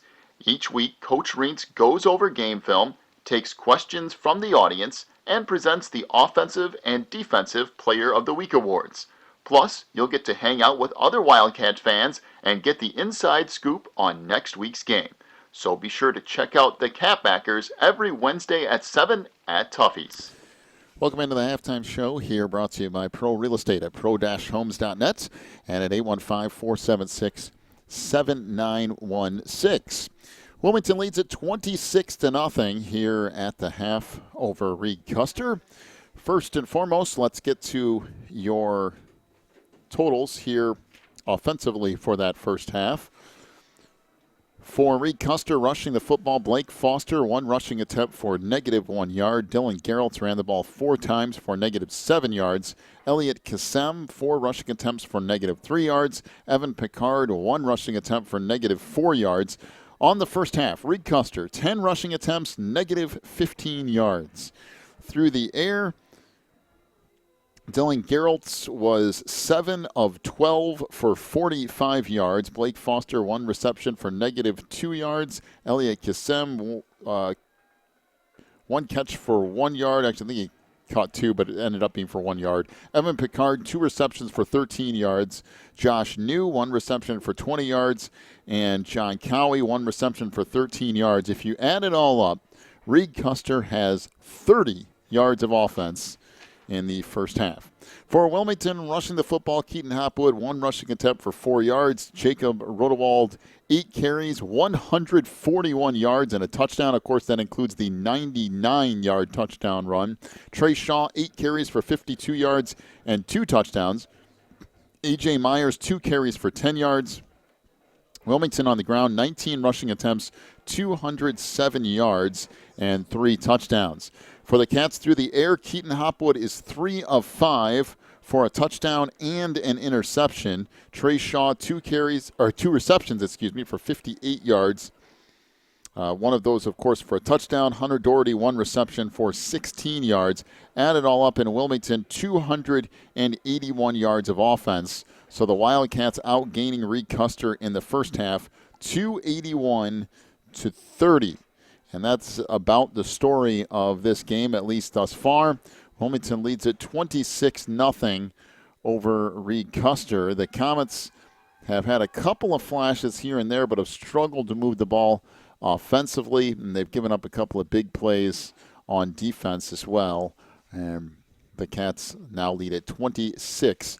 We'll take another break. We'll come back. We'll have a full check of the IHSA football scoreboard, brought to you by Odekirk, Allred, and Associates. We'll get there in just a couple of minutes. This is the halftime show brought to you by Pro Real Estate at pro-homes.net and at 815-476-7916. Back in just a moment. Teresa's Family Styling Salon in Wilmington is an all-ages salon that will style your hair for that special look. They offer cuts, perms, and coloring for any fashion. They also carry Paul Mitchell and Brocato products. Teresa's Family Styling Salon is located in the Southgate Plaza in Wilmington, and you can call for an appointment at 815-476-1955. That's 815-476-1955. Pro Real Estate is a family-owned business established in 1983. Its staff and sales agents work in all areas of real estate sales, from first-time homebuyers to experienced investors. Located at 506 South Water Street in Wilmington, clients are welcome to stop by to discuss their real estate needs or visit our website at pro-homes.net. For a private consultation, contact us at 815-476-7916.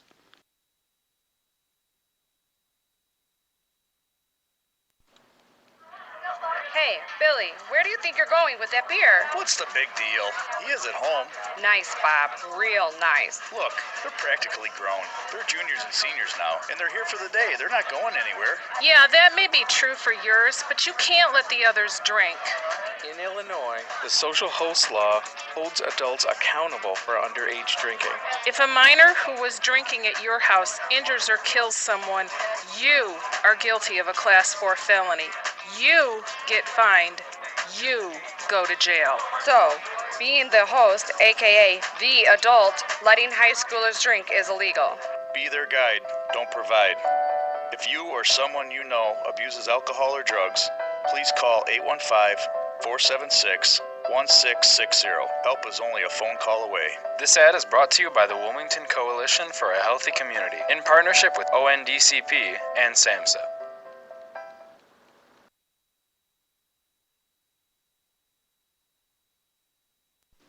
Breezer Construction Company is a proud supporter of Wilmington Wildcats football on the Christian Internet Sports Network. For over 40 years, Breezer Construction Company has led the way in providing quality construction to the industrial, utility, and pipeline industries. For more information on Breezer Construction Company, go to breezerconstruction.com. That's breezerconstruction.com. Or call 815-521-0900. Wilmington leads at 26-0 here at the half over Reed Custer, as the Wildcats have outgained the Comets 281-30 in this first half.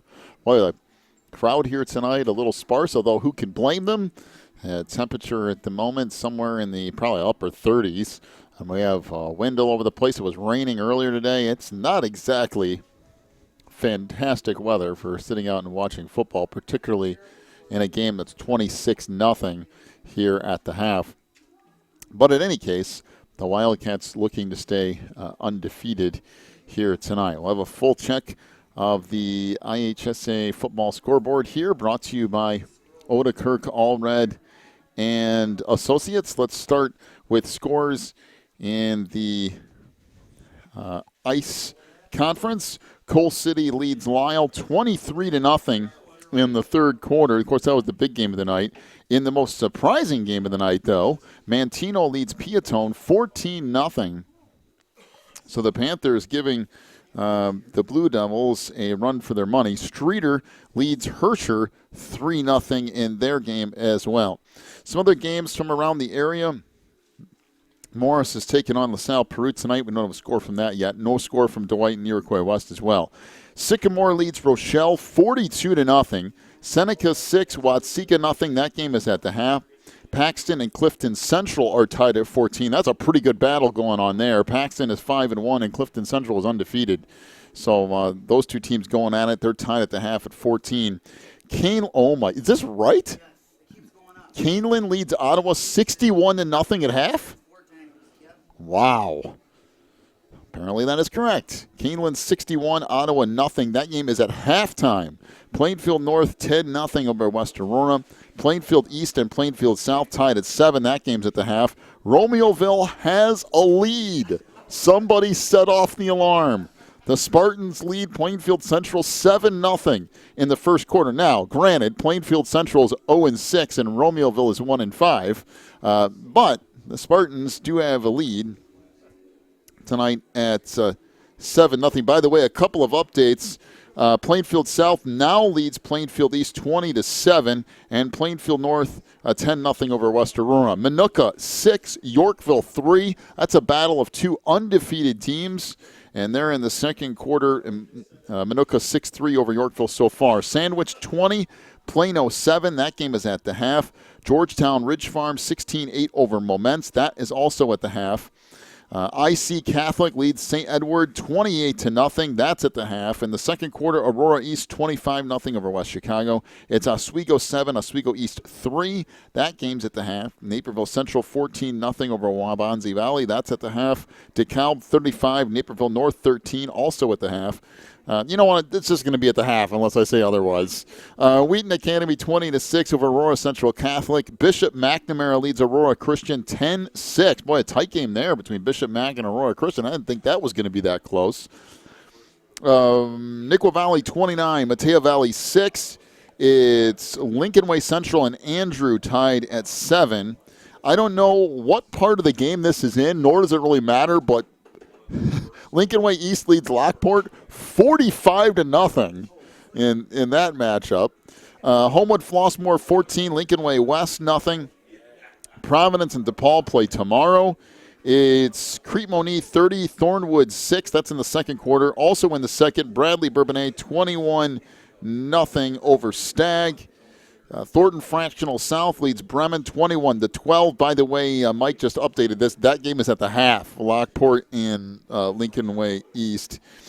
Sandburg 14, Bolingbrook 0. That game is at the half. In the first quarter, Marist 14, Nazareth 0. Second quarter, St. Lawrence leads Brother Rice 7-0. Kankakee at 5-1 on the year leads Bloom 20-0. Lamont 35, Shepherd 7.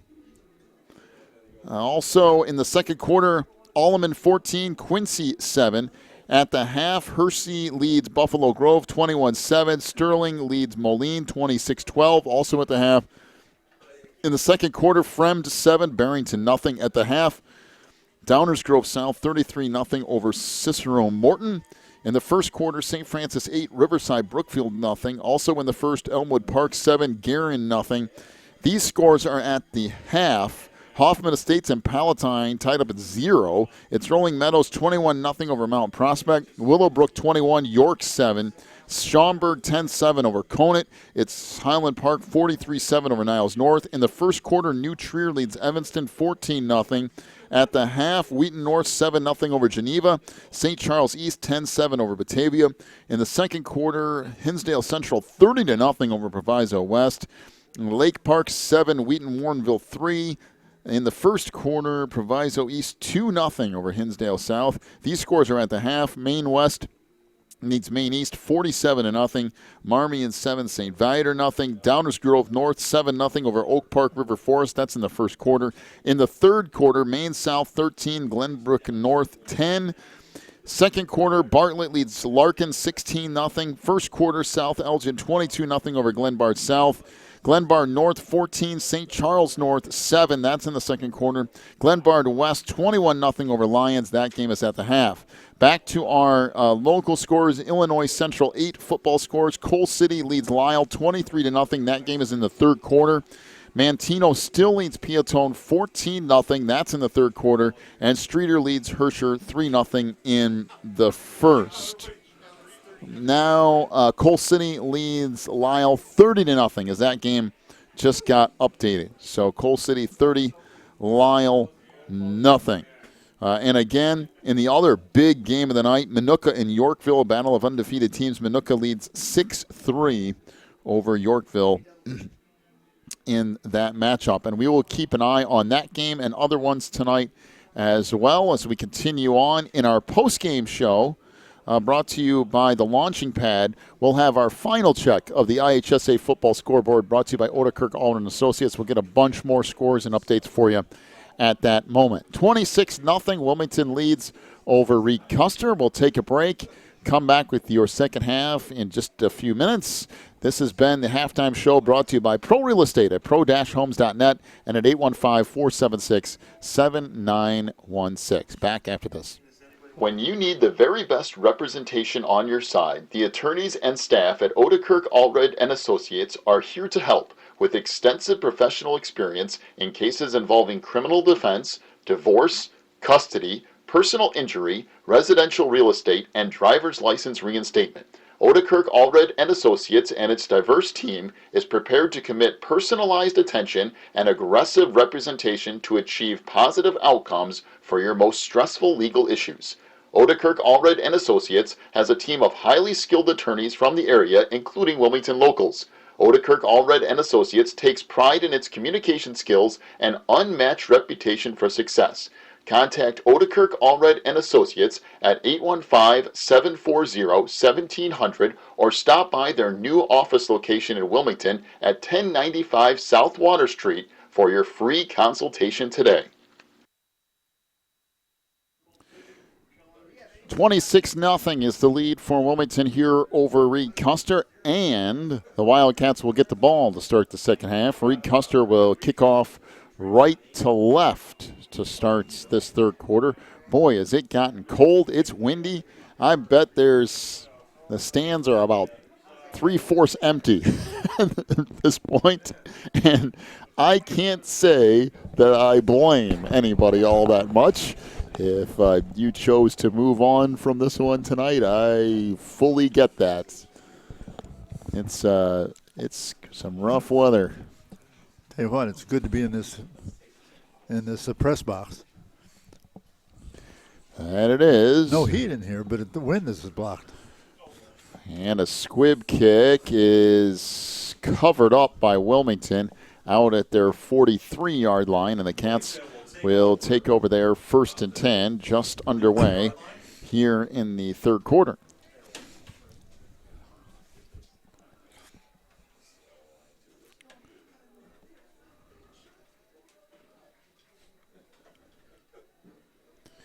So 1st and 10 for the Cats from the 44-yard line. Again, Wilmington dominating the stats in the first half as well, outgaining Reed Custer 281-30 in the first half. Hopwood drops back to pass, looks right side, fires deep down the middle of the field, and it's intended for Rodewald down around the 25-yard line. That goes incomplete, and they'll bring up 2nd and 10 for Wilmington.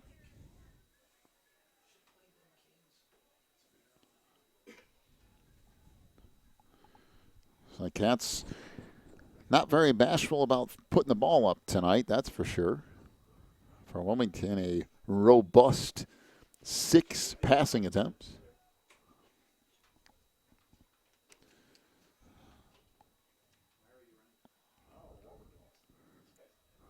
So it'll bring up 2nd and 10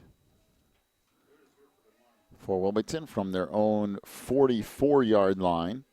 Again, back to the double wing. Up under center is Hopwood. Hands off up the middle. A.J. Myers bangs ahead down inside the 50 to the 48 of Reed Custer. That will be a gain of 8. And 3rd down and 2 upcoming for Wilmington from the Reed Custer 48.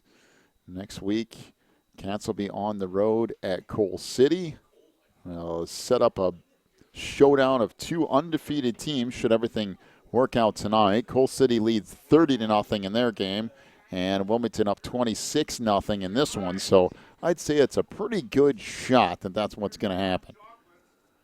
Handoff underneath to Shaw. Drags a defender for about 10 yards all the way down to the 33-yard line. And give Trey Shaw a gain of 15 yards and a Wilmington 1st down to the Reed Custer 33.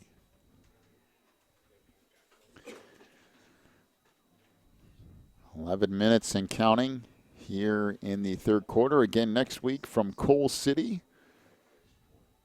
Our pregame show will get underway roughly 6:40. I know it always isn't exactly that. It depends on how long the freshman game goes. Hopwood to pass off the near side. Caught by Trey Shaw down to the 23-yard line, a gain of close to 10, and depending on the spot here, it would be enough for a 1st down. Might only be a gain of 9, and it will be. 2nd and a yard for Wilmington from the 24 of Reed Custer.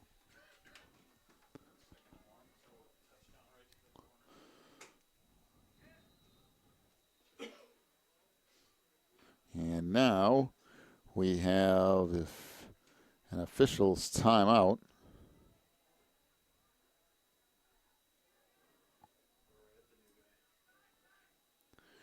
Right now, 42 degrees with a little bit of a breeze, so it's definitely brisk out there tonight. I'll tell you that much. Second down and a yard from the Reed Custer 24-yard line.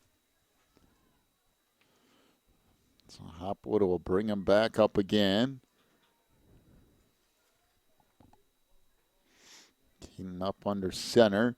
Hand off to Myers, the fullback, down to the 20, still going to the 19, and will pick up about 6 more yards and a Wilmington first down as the Cats continue to chew up yardage and burn up clock at the same time.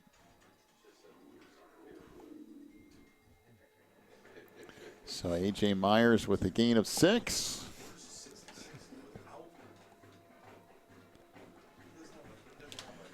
And the Cats are using all the time that they can use.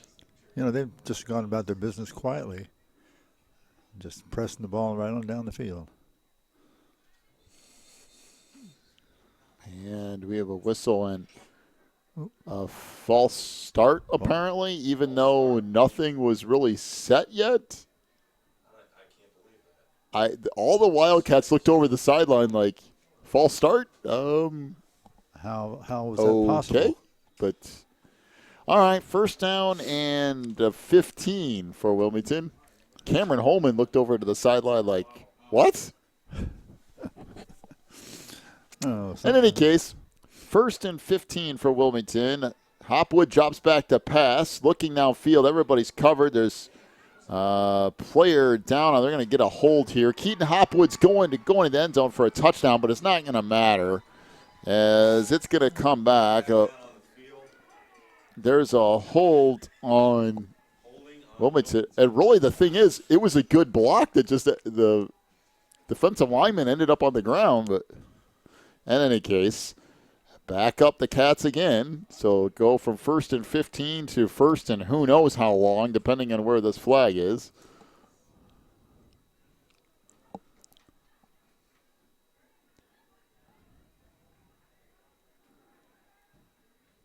Well, they're still going backwards across the 40, all the way out to the 41-yard line of Reed Custer. Well, speaking of a country mile,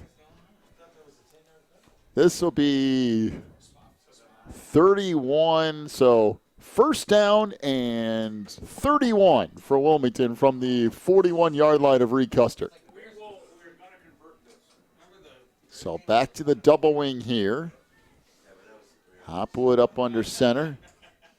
Pitches it left side. This is Rodewald inside the 30, all the way down to near the 28-yard line. So Rodewald's going to pick up 13, close to 14 on first down, and Wilmington's still going to have second down and 20 yards. Got 13 on first down, and it's second and 20. That's amazing, isn't it?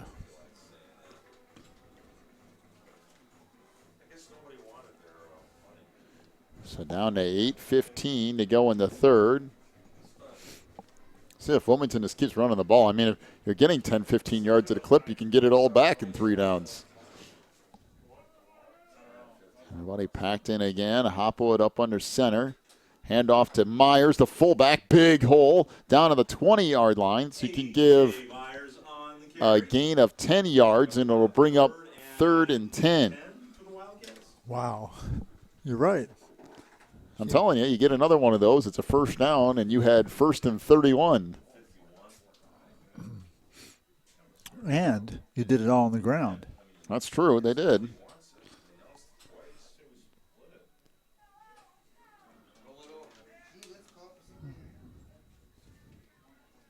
So 2 receivers split out to the far side. Shotgun formation for Wilmington. Myers to the left of Keaton Hopwood. Hopwood takes the snap, rolls left side, looking downfield, screen back in the near side. Cam Holman inside the 20, 10, 5. Holman is in for the touchdown. as Wilmington converts on 3rd down and 10 with a 20-yard screen pass touchdown to Cameron Holman. And boy, was that set up beautifully by Wilmington. So what began as 1st down and 31 becomes a touchdown drive. So Alan Richards on to attempt the extra point. 32-0 is the lead for Wilmington with 7:10 to go in the 3rd. Good snap, good hold. The kick from Richards is good as well. And Wilmington leads it 33-0 with 7:10 to go in the 3rd quarter. Take a break, come back with more Cats football in a moment on the Christian Internet Sports Network. The launching pad is back, and the kitchen is now open 7 days a week. The iconic Route 66 restaurant is now serving Italian beef, Chicago-style hot dogs, malts, shakes, and their famous dirt worm sundaes. During your stop at the launching pad, check out the Route 66 gift shop and get your picture taken with the Gemini Giant.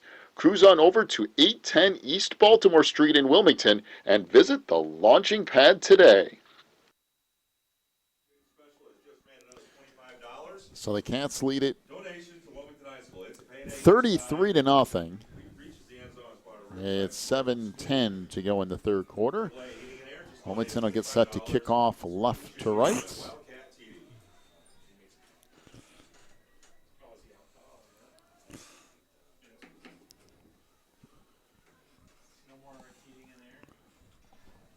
So the approach here, line drive kick, bounces down to the 18, kicked ahead to the 23, and then everything stacked up at the 25-yard line. And it will be 1st and 10 for Reed Custer from there.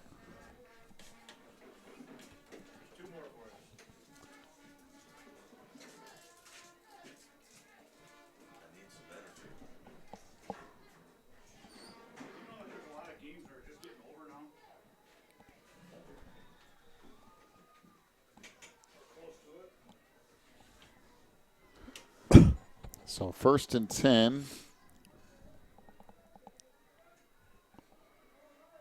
for the Comets from their own 25. 7:05 to go in the 3rd quarter. Trips receivers to the far side, one to the near. Gerald's out of the pistol, hands it off up the middle for a gain of a couple, maybe 3 for Elliot Kassem.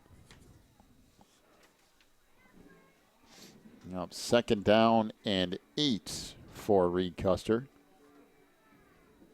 That ties him with his longest run of the night. He's had 3 runs for 2 yards each. So trips receivers again to the far side, one back to the near. As Gerald's out of the pistol again. Takes the snap. Will keep it himself. A decent gain here across the 30, out near the 32. A gain of 4 more for Gerald as Shaw ends up making the stop. And it will bring up 3rd down and 4 for Reed Custer from their own 32-yard line. 2 receivers to either side. Gerald sends 1 receiver in motion, and a false start on Reed Custer, and then will back him up 5 yards. Goes from 3rd and 4 to now 3rd and 9. It might be closer to 3rd and 8, depending on where they put that ball.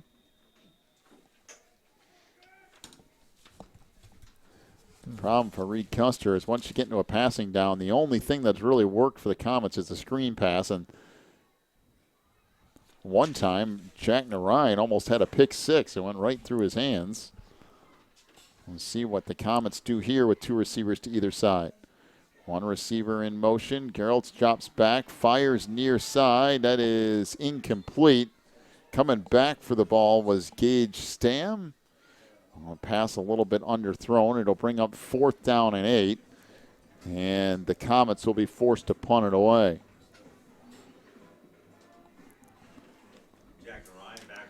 So Jack Narayan along with Matt Sanchez will be back out around midfield.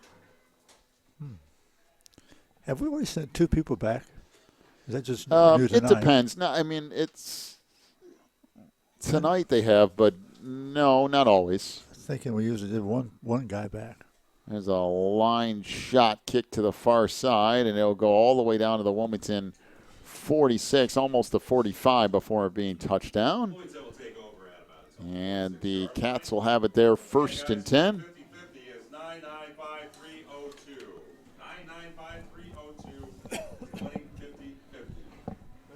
Now 5:25 to go in the third. I think everyone that's in attendance, at least in the Wilmington sideline, is wishing for another touchdown here to get a running clock, because it is cold and everybody's been here for a while.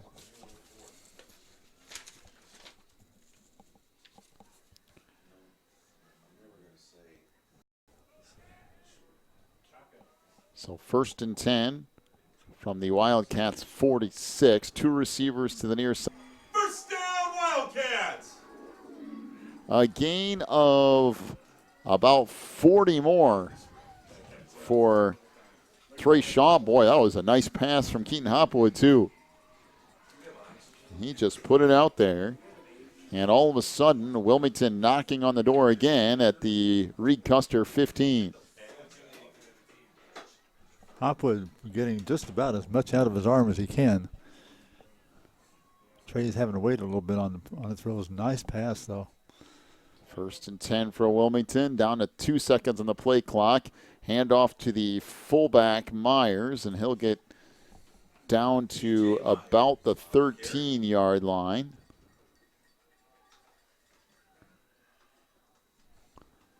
So a gain of a couple to bring up 2nd down and 8.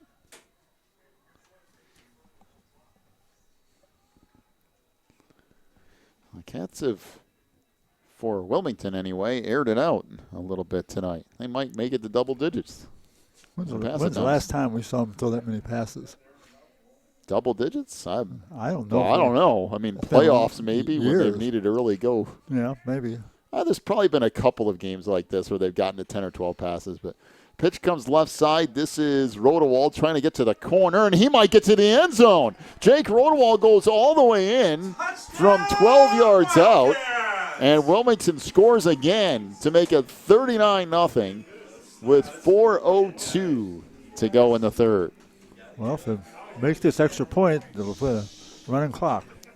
Well, Richards will come on and attempt the extra point. It's been iffy tonight. A little iffy at times. This would get to the magical 40-point number for everyone sitting out there in the cold. We'll see if it's here. So out of the hold of Narine. Good snap, good hold. The kick for Richards is good inside the right upright. And Wilmington leads it 40-0 with 4:02 to go in the third quarter. Take a break. Come back with more Cats football in a moment on the Christian Internet Sports Network.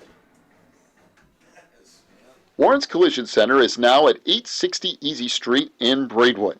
They accept all insurance companies, and as always, customer service is their top priority. Contact Warren's Collision at 815-458-3300, stop by online at warrenscollision.com, or visit in person at 860 Easy Street in Braidwood. Warren's Collision Center is open from 8 a.m. to 5 p.m. Monday through Friday. Warren's Collision Center, where they care beyond the repair.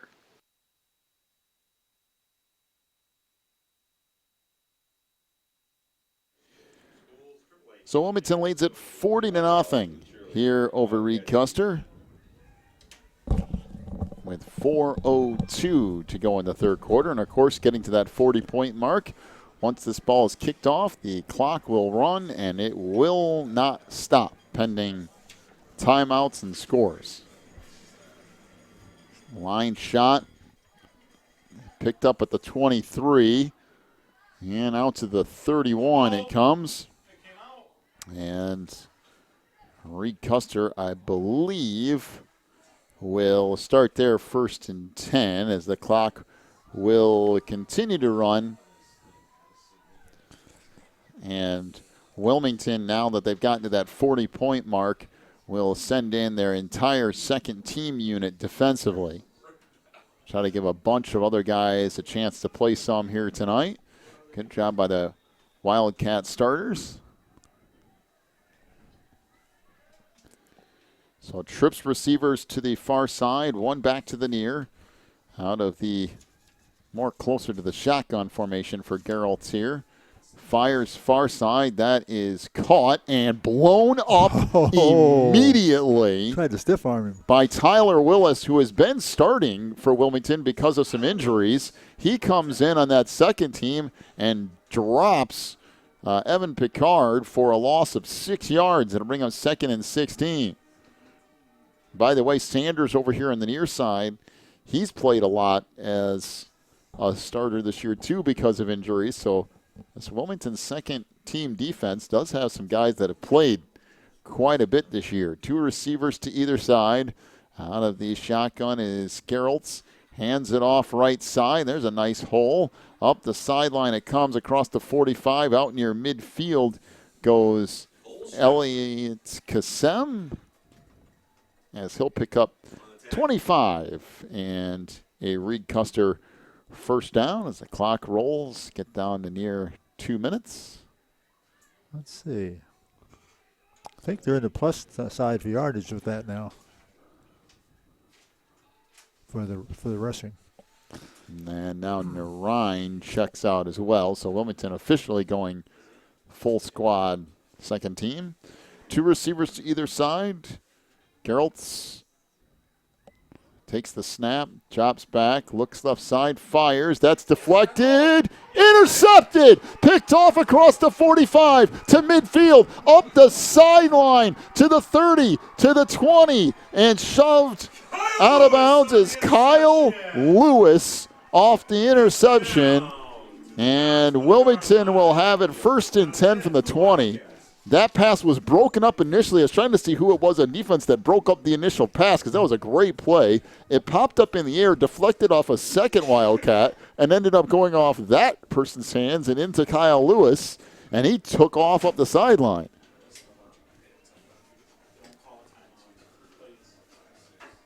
So 1st and 10 for Wilmington from the 20-yard line of Reed Custer. Wilmington trying to get their entire offense out there, and they're missing some guys. It's down to 15 seconds on the play clock. By the way, the quarterback is Justin Walensky. Kyle Noe runs out there. I don't think the Cats are going to get a playoff here. I'm down to 5 seconds. 5 seconds. Walensky will pitch it right side. This is Sanders down near the 15-yard line. There is a flag. Nobody was set. And that will be an illegal shift on Wilmington, which is what it is. It would be either that or a delay of game anyway. That was 10th. I think it's their 10th penalty tonight for the Cats. Well, that will bring us to the end of the third quarter. Wilmington leads it 40-0 over Reed Custer. We'll take a break, come back with your fourth quarter in just a moment. You're listening to Wilmington Wildcats football on the Christian Internet Sports Network. Quigley Technology Services is your local source for computer help. They have built numerous websites, including ours, here at the Christian Internet Sports Network. Quigley Technology Services also specializes in virus removal, so your computer will get back to full speed now. And you can trust them for first-class computer repair, including free local pickup and delivery, plus on-site service, including after hours. Contact Quigley Technology Services at 815-293-7844 or stop by at quigtech.com. That's QUIG tech.com.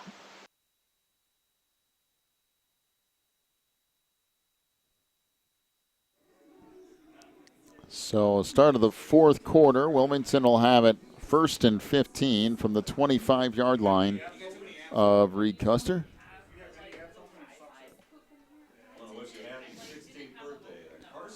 So again, Justin Walensky, the 6'2", 160-pound junior, calling the signals here for Wilmington.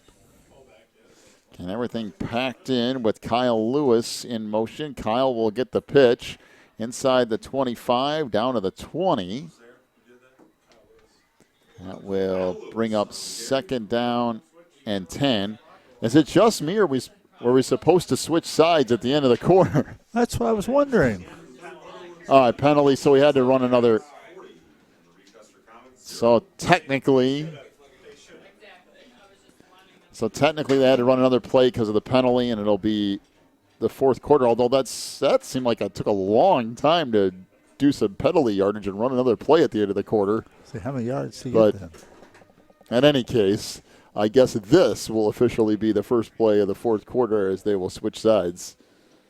As Kyle Lewis ended up with 5 yards. So Wilmington will have it second down and 10. Again, next week Wilmington will be on the road at Coal City in what will be a battle of 2 undefeated teams. I'll have that for you roughly at 6:40. And then the Cats will close out the regular season back here at home against Piatone. By the way, you'll be up here with Dennis that week. Oh, boy. I'll be down in Tennessee for a national tournament. So, well, which week is that? Last week of the regular season. It's different this year. Usually it's the first week of playoffs. Yeah. Piatone. Oh, boy. So second down and 10 for Wilmington from the 20-yard line of Reed Custer.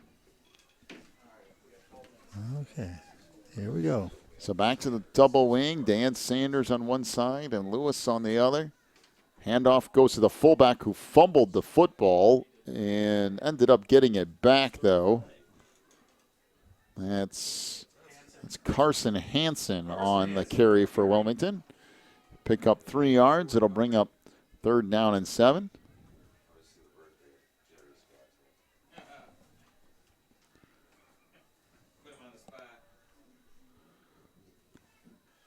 Actually, I think it might be a little bit warmer next week. Oh, that'd be nice. So back to the double wing here, down to 11:20 to go in the game. It's a running clock and has been such since about the 4-minute mark or so of the third quarter. Handoff to Hansen again. Bangs ahead near another first down. Picks up 6, close to 7. I believe it will be fourth down. Fourth down and short. Let's see what the Wildcats elect to do here on fourth and less than a yard.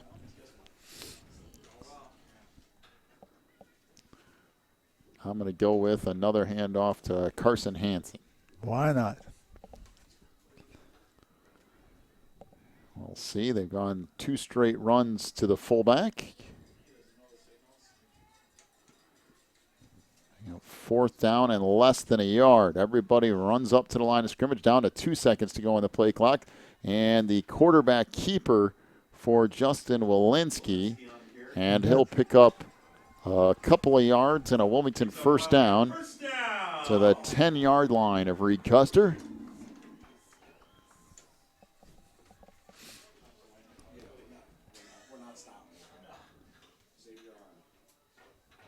So the clock will run down under 10 minutes. Be sure to stick around for our post-game show brought to you by the Launching Pad right here in Wilmington. Have a final check of your stat totals for tonight. We'll talk to the head coach of the Wildcats, Mr. Jeff Raines. And we'll have a final check of the IHSA football scoreboard brought to you by Odekirk Allred and Associates. Pitch back to, is that Lewis? I can't even tell. Down inside the 5 to the 3-yard line. As Kyle Lewis will pick up, actually, I guess technically they give him close to 8. Bring up second and goal from the 2-yard line. And they stopped him, almost made it, maybe a couple yards gain, but he swung around like a 360 and carried the guy with him for the other 5 yards. So second down and goal from the 2. Walensky has him up under center again. Sanders to one side and Lewis to the other. This is the fullback, Carson Hansen, who bangs ahead, and he gets in for the touchdown. So Hansen with the touchdown run. Wilmington now leads it 46-0 with 8:57 to go in the game.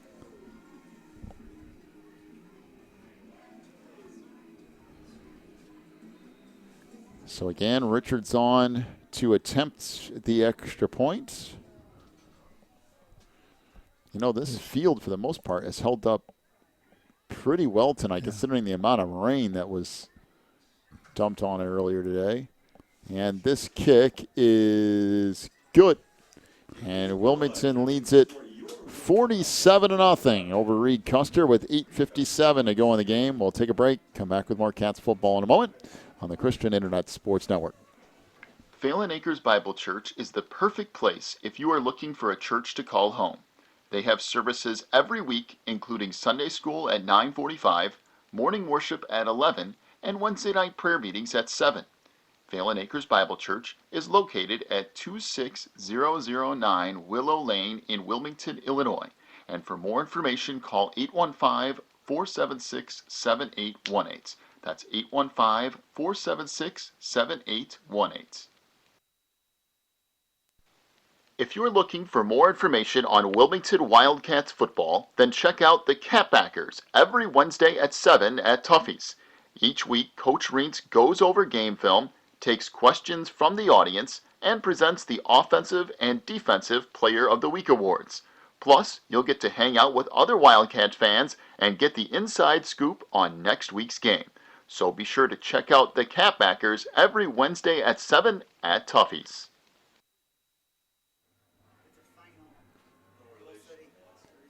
47-0 is the lead for Wilmington here. Kick comes down to the 22, out across the 30 and near the 35-yard line.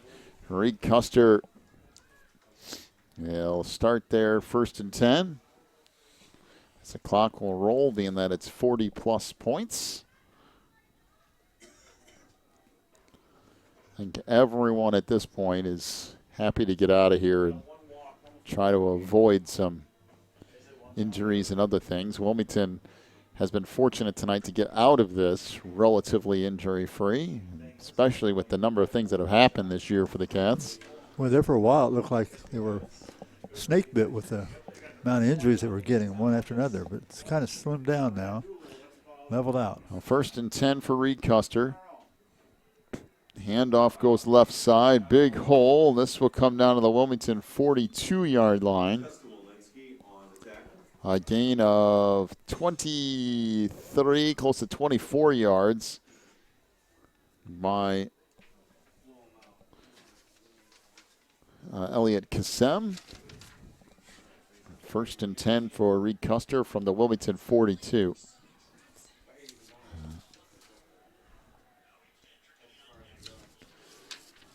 As the Comets taking plenty of time here. So 2 receivers over to the near side. Everybody looking at those wristbands again. 1st and 10 from the Wilmington 42-yard line. Pitch goes to the far side, and good job by Wilmington defensively to stack up Kassem. Out there initially was Joe Probus to kind of break things up, and everybody else pile on after that. They'll bring up 2nd and 10. He did a nice job of cutting off that run, blocking his way, and not letting him get around him. Then he got the help come in and nailed him for a yard loss. So 2 receivers to either side, under 7 minutes to go here in this one. Walensky.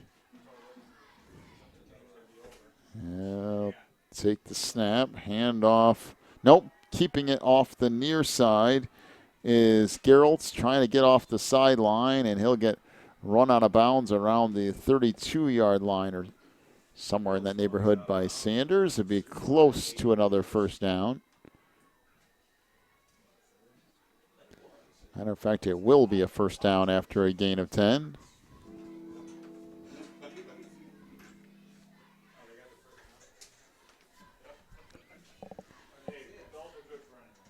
So trips receivers to the far side, 1 back to the near. In that backfield is Kassem with Geraltz.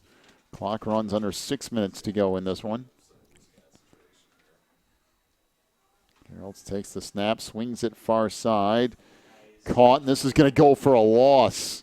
That wide receiver screen goes nowhere once again to Hunter Kamen. As Kamen lost 3 yards. Wooters on the stop for Wilmington. It'll bring up 2nd down and 13.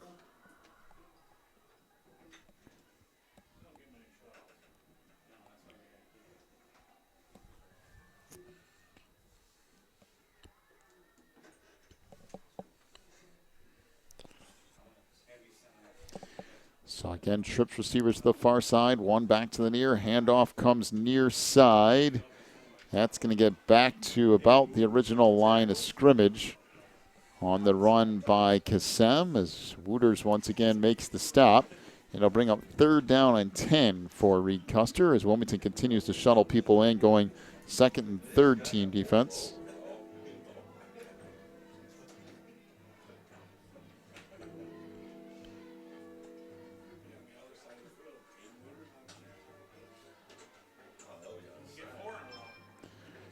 Again, 2 receivers to either side. 3rd down and 10 from the Wilmington 32-yard line, down to 4:30 to go in the game. And handoff comes near side as Keeman tried to get around the corner, and he's run out of bounds, and it'll bring up 4th down and 8 for the Comets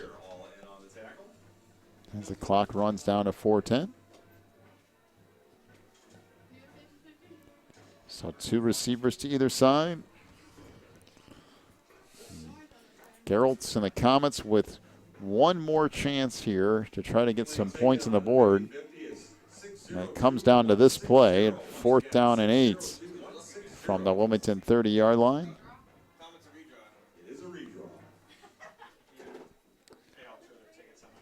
Down to 2 seconds on the play clock. Geralt's will keep it himself, and that's not going to go anywhere. Geralt's with no gain, and Wilmington will take over on downs with 3:30 to go in the game. And Wilmington, all they really need to do is take a few knees, and this game is over.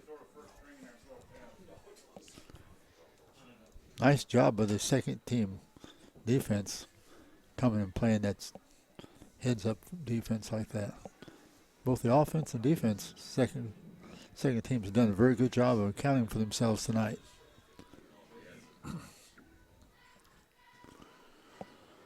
So 1st down and 10 for Wilmington. Clock now down under 3 minutes as Walensky will lead them back up to the line. Jarrett Goodwin just checked in the lineup now. He's going to get a little experience. So 1st down and 10. Out of the double wing, pitch goes to Sanders, trying to get the outside. Gets across the 30 to near the 35-yard line. Give Sanders 5 yards. Bring up 2nd down and 5 for Wilmington. 2:25 to go in this one. As Wilmington continues to shuttle guys on and off the field.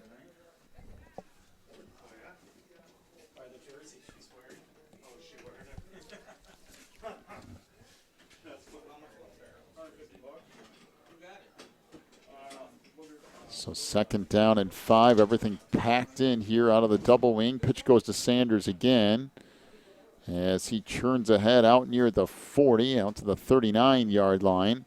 Sanders will pick up 4 more yards, and it'll bring up 3rd down and a yard for Wilmington. If they can pick up a 1st down here, the game will be over. Matter of fact, they'll just have to take really one more snap after that, especially with the running clock.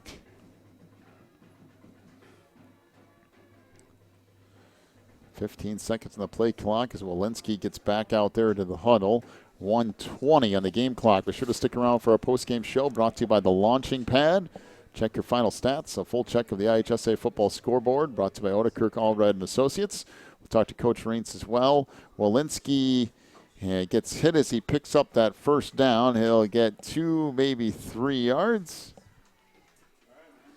And now all Wilmington has to do is take a knee, and the game will be over. Matter of fact, Walensky will just look at that play clock, or actually at the scoreboard, where it gets down under 40 seconds. He'll snap it, and this thing will be over. Wilmington is going to stay undefeated, move to 7-0.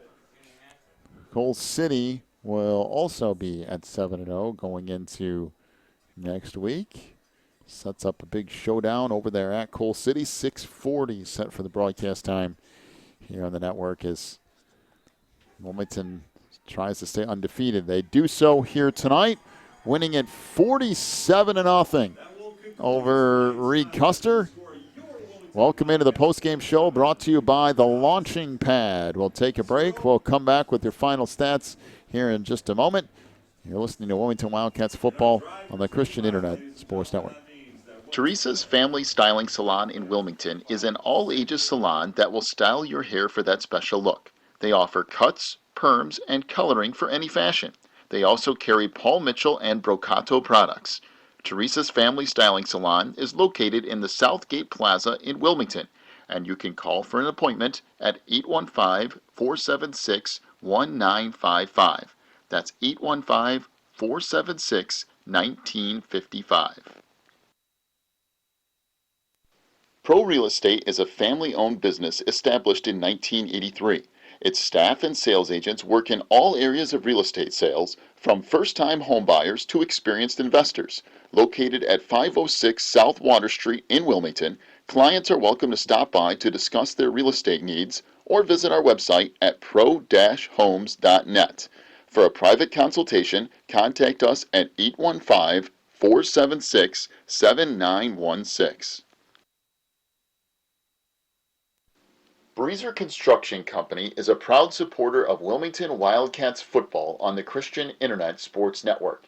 For over 40 years, Breezer Construction Company has led the way in providing quality construction to the industrial, utility, and pipeline industries. For more information on Breezer Construction Company, go to breezerconstruction.com. That's breezerconstruction.com. Or call 815-521-0900.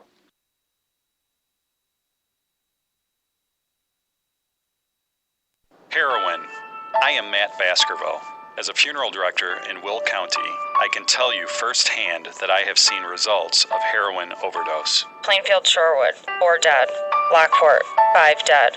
I am Reagan Freitag. As Wilmington's local prosecutor and Will County board member, I can tell you I have seen the trouble and hardships of addictions. Frankfort, Mokina, New Lenox, 6 dead. Bolingbrook, Romeoville, 6 dead. In Wilmington and Braidwood, heroin equals death or arrest. Wilmington, Braidwood, 8 dead. Thanks to efforts of our local police departments, that number has dropped from 8 deaths in 2015 to 2 deaths so far in 2016. If your family, your friend, or you are suffering from heroin addiction, there is help. Please call 815-476-1660 for more information. Help is only a phone call away. This ad is brought to you by the Wilmington Coalition for a Healthy Community in partnership with ONDCP and SAMHSA.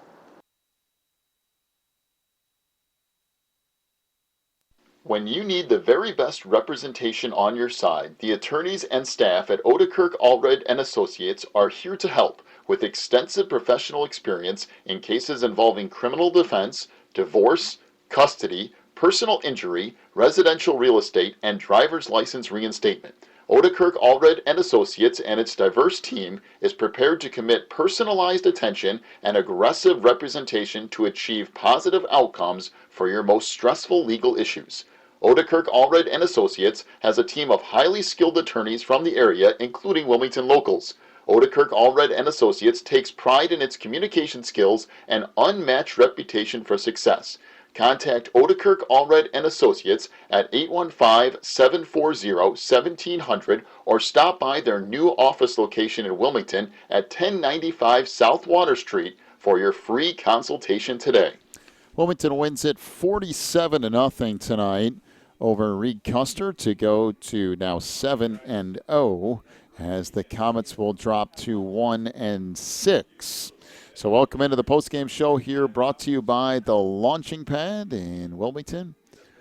I'll talk to Coach Raines here in just a few moments.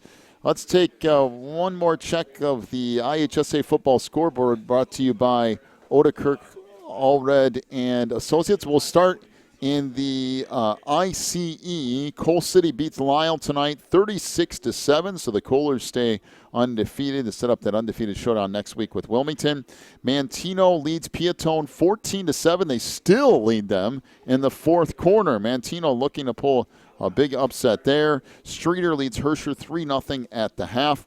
Some other scores from around the area. Dwight 45, Iroquois West 13. These are finals that I'm giving to you now. Sycamore 42-6 over Rochelle. Seneca 20, Watsika nothing. It was Clifton Central 29, Paxton 14. Canelan 61, Ottawa 7. IC Catholic beats St. Edward 41-0. Oswego 14-3 over Oswego East. DeKalb 49, Naperville North 19. Wheaton 26, Aurora Central Catholic 6. It was Bishop McNamara 44-34 over Aurora Christian. Richards 47, Oak Lawn nothing. Evergreen Park 19-18 over Blue Island. It was Rich East 33-20 over Rich Central. Elk Grove 56-33 over Wheeling. Highland Park 57-25 over Niles North. It was Wheaton North 21, Geneva nothing. All of those are finals here tonight. Again, Coal City 36-7 over Lisle. That is a final. Mantino 14, Piatone 7. That is also a final. Yes, now Mantino does beat Piatone. That is a final. 14-7. Mantino knocks off Piatone and moves the Blue Devils to now 5-2. Mantino moves to 3-4. Boy, yeah, it is. Dwight and Seneca both win. Okay, so by the way, Minooka now leads Yorkville 19-10 as that game in the third quarter, a battle of unbeatens up there. So Minooka leads Yorkville 19-10. I might check some more scores there just in a moment, but let's go to our final stat totals tonight. Rushing the football, Dylan Geralt, 7 rushes for 9 yards. Elliot Kassem, 9 carries for 50 yards. Evan Picard, 1 rush for -4 yards. On the night, 18 rushing attempts, 54 yards for Reed Custer, and most of those came with the second-team defense out there for Wilmington. Passing the football, Dylan Geralt's 9 of 16 for 36 yards. Blake Foster, 1 catch for -2 yards. Elliot Kassem, 1 catch for 1 yard. Evan Picard, 3 receptions for 7 yards. Josh New, 1 reception for 20 yards. Hunter Keeman, 1 reception for -3. And John Cowie, 1 reception for 13. 54 yards on the ground, 36 in the air. Just 90 total yards for Reed Custer tonight. So that Wilmington defense holds the Comets to under 100 yards total. Wilmington with 439 yards of offense. We'll go through that breakdown here in just a moment. Joined now on the postgame show by the head coach of the Wildcats, Mr. Jeff Raints. And again tonight, Coach, your kids did a pretty good job of just kind of staying patient and working through things and doing what they normally do and let that lead kind of slowly build. And then, of course, getting the football in the second half helped, too, to kind of extend that out a little bit. Boy, I couldn't agree with you more.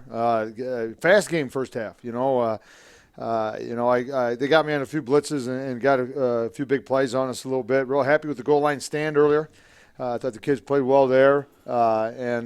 Defensively, just listen to what you said. They had total yardage-wise. Obviously, we did well from that standpoint. Still a few things we'd like to work on. Offensively, I thought Barry called a great game, opened it up a little bit more.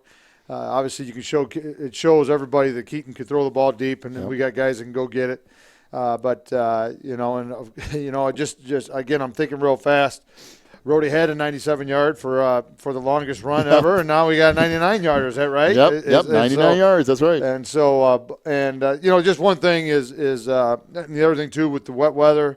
One thing we cautioned our kids about tonight with the first real cold game, and it was cold for October, I guess, but you guys know it get a lot colder. But anyway, we took care of the football. We didn't turn it over.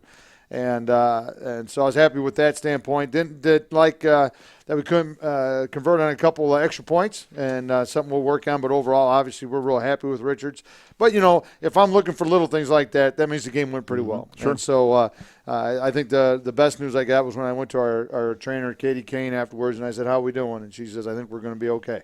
And so nobody got hurt tonight. And so obviously when you start getting to this part of the season that we're going to be in, you want to keep this momentum going, but you got all your guys, and that's a huge part of it. Yeah, because it's been one of those years where you kind of had one guy after another, and it was starting to stack up a little bit. But now getting back to the point where most of them are back. You get, of course, going into Coal City next week, and we'll see if you guys are kind of at least close to 100%.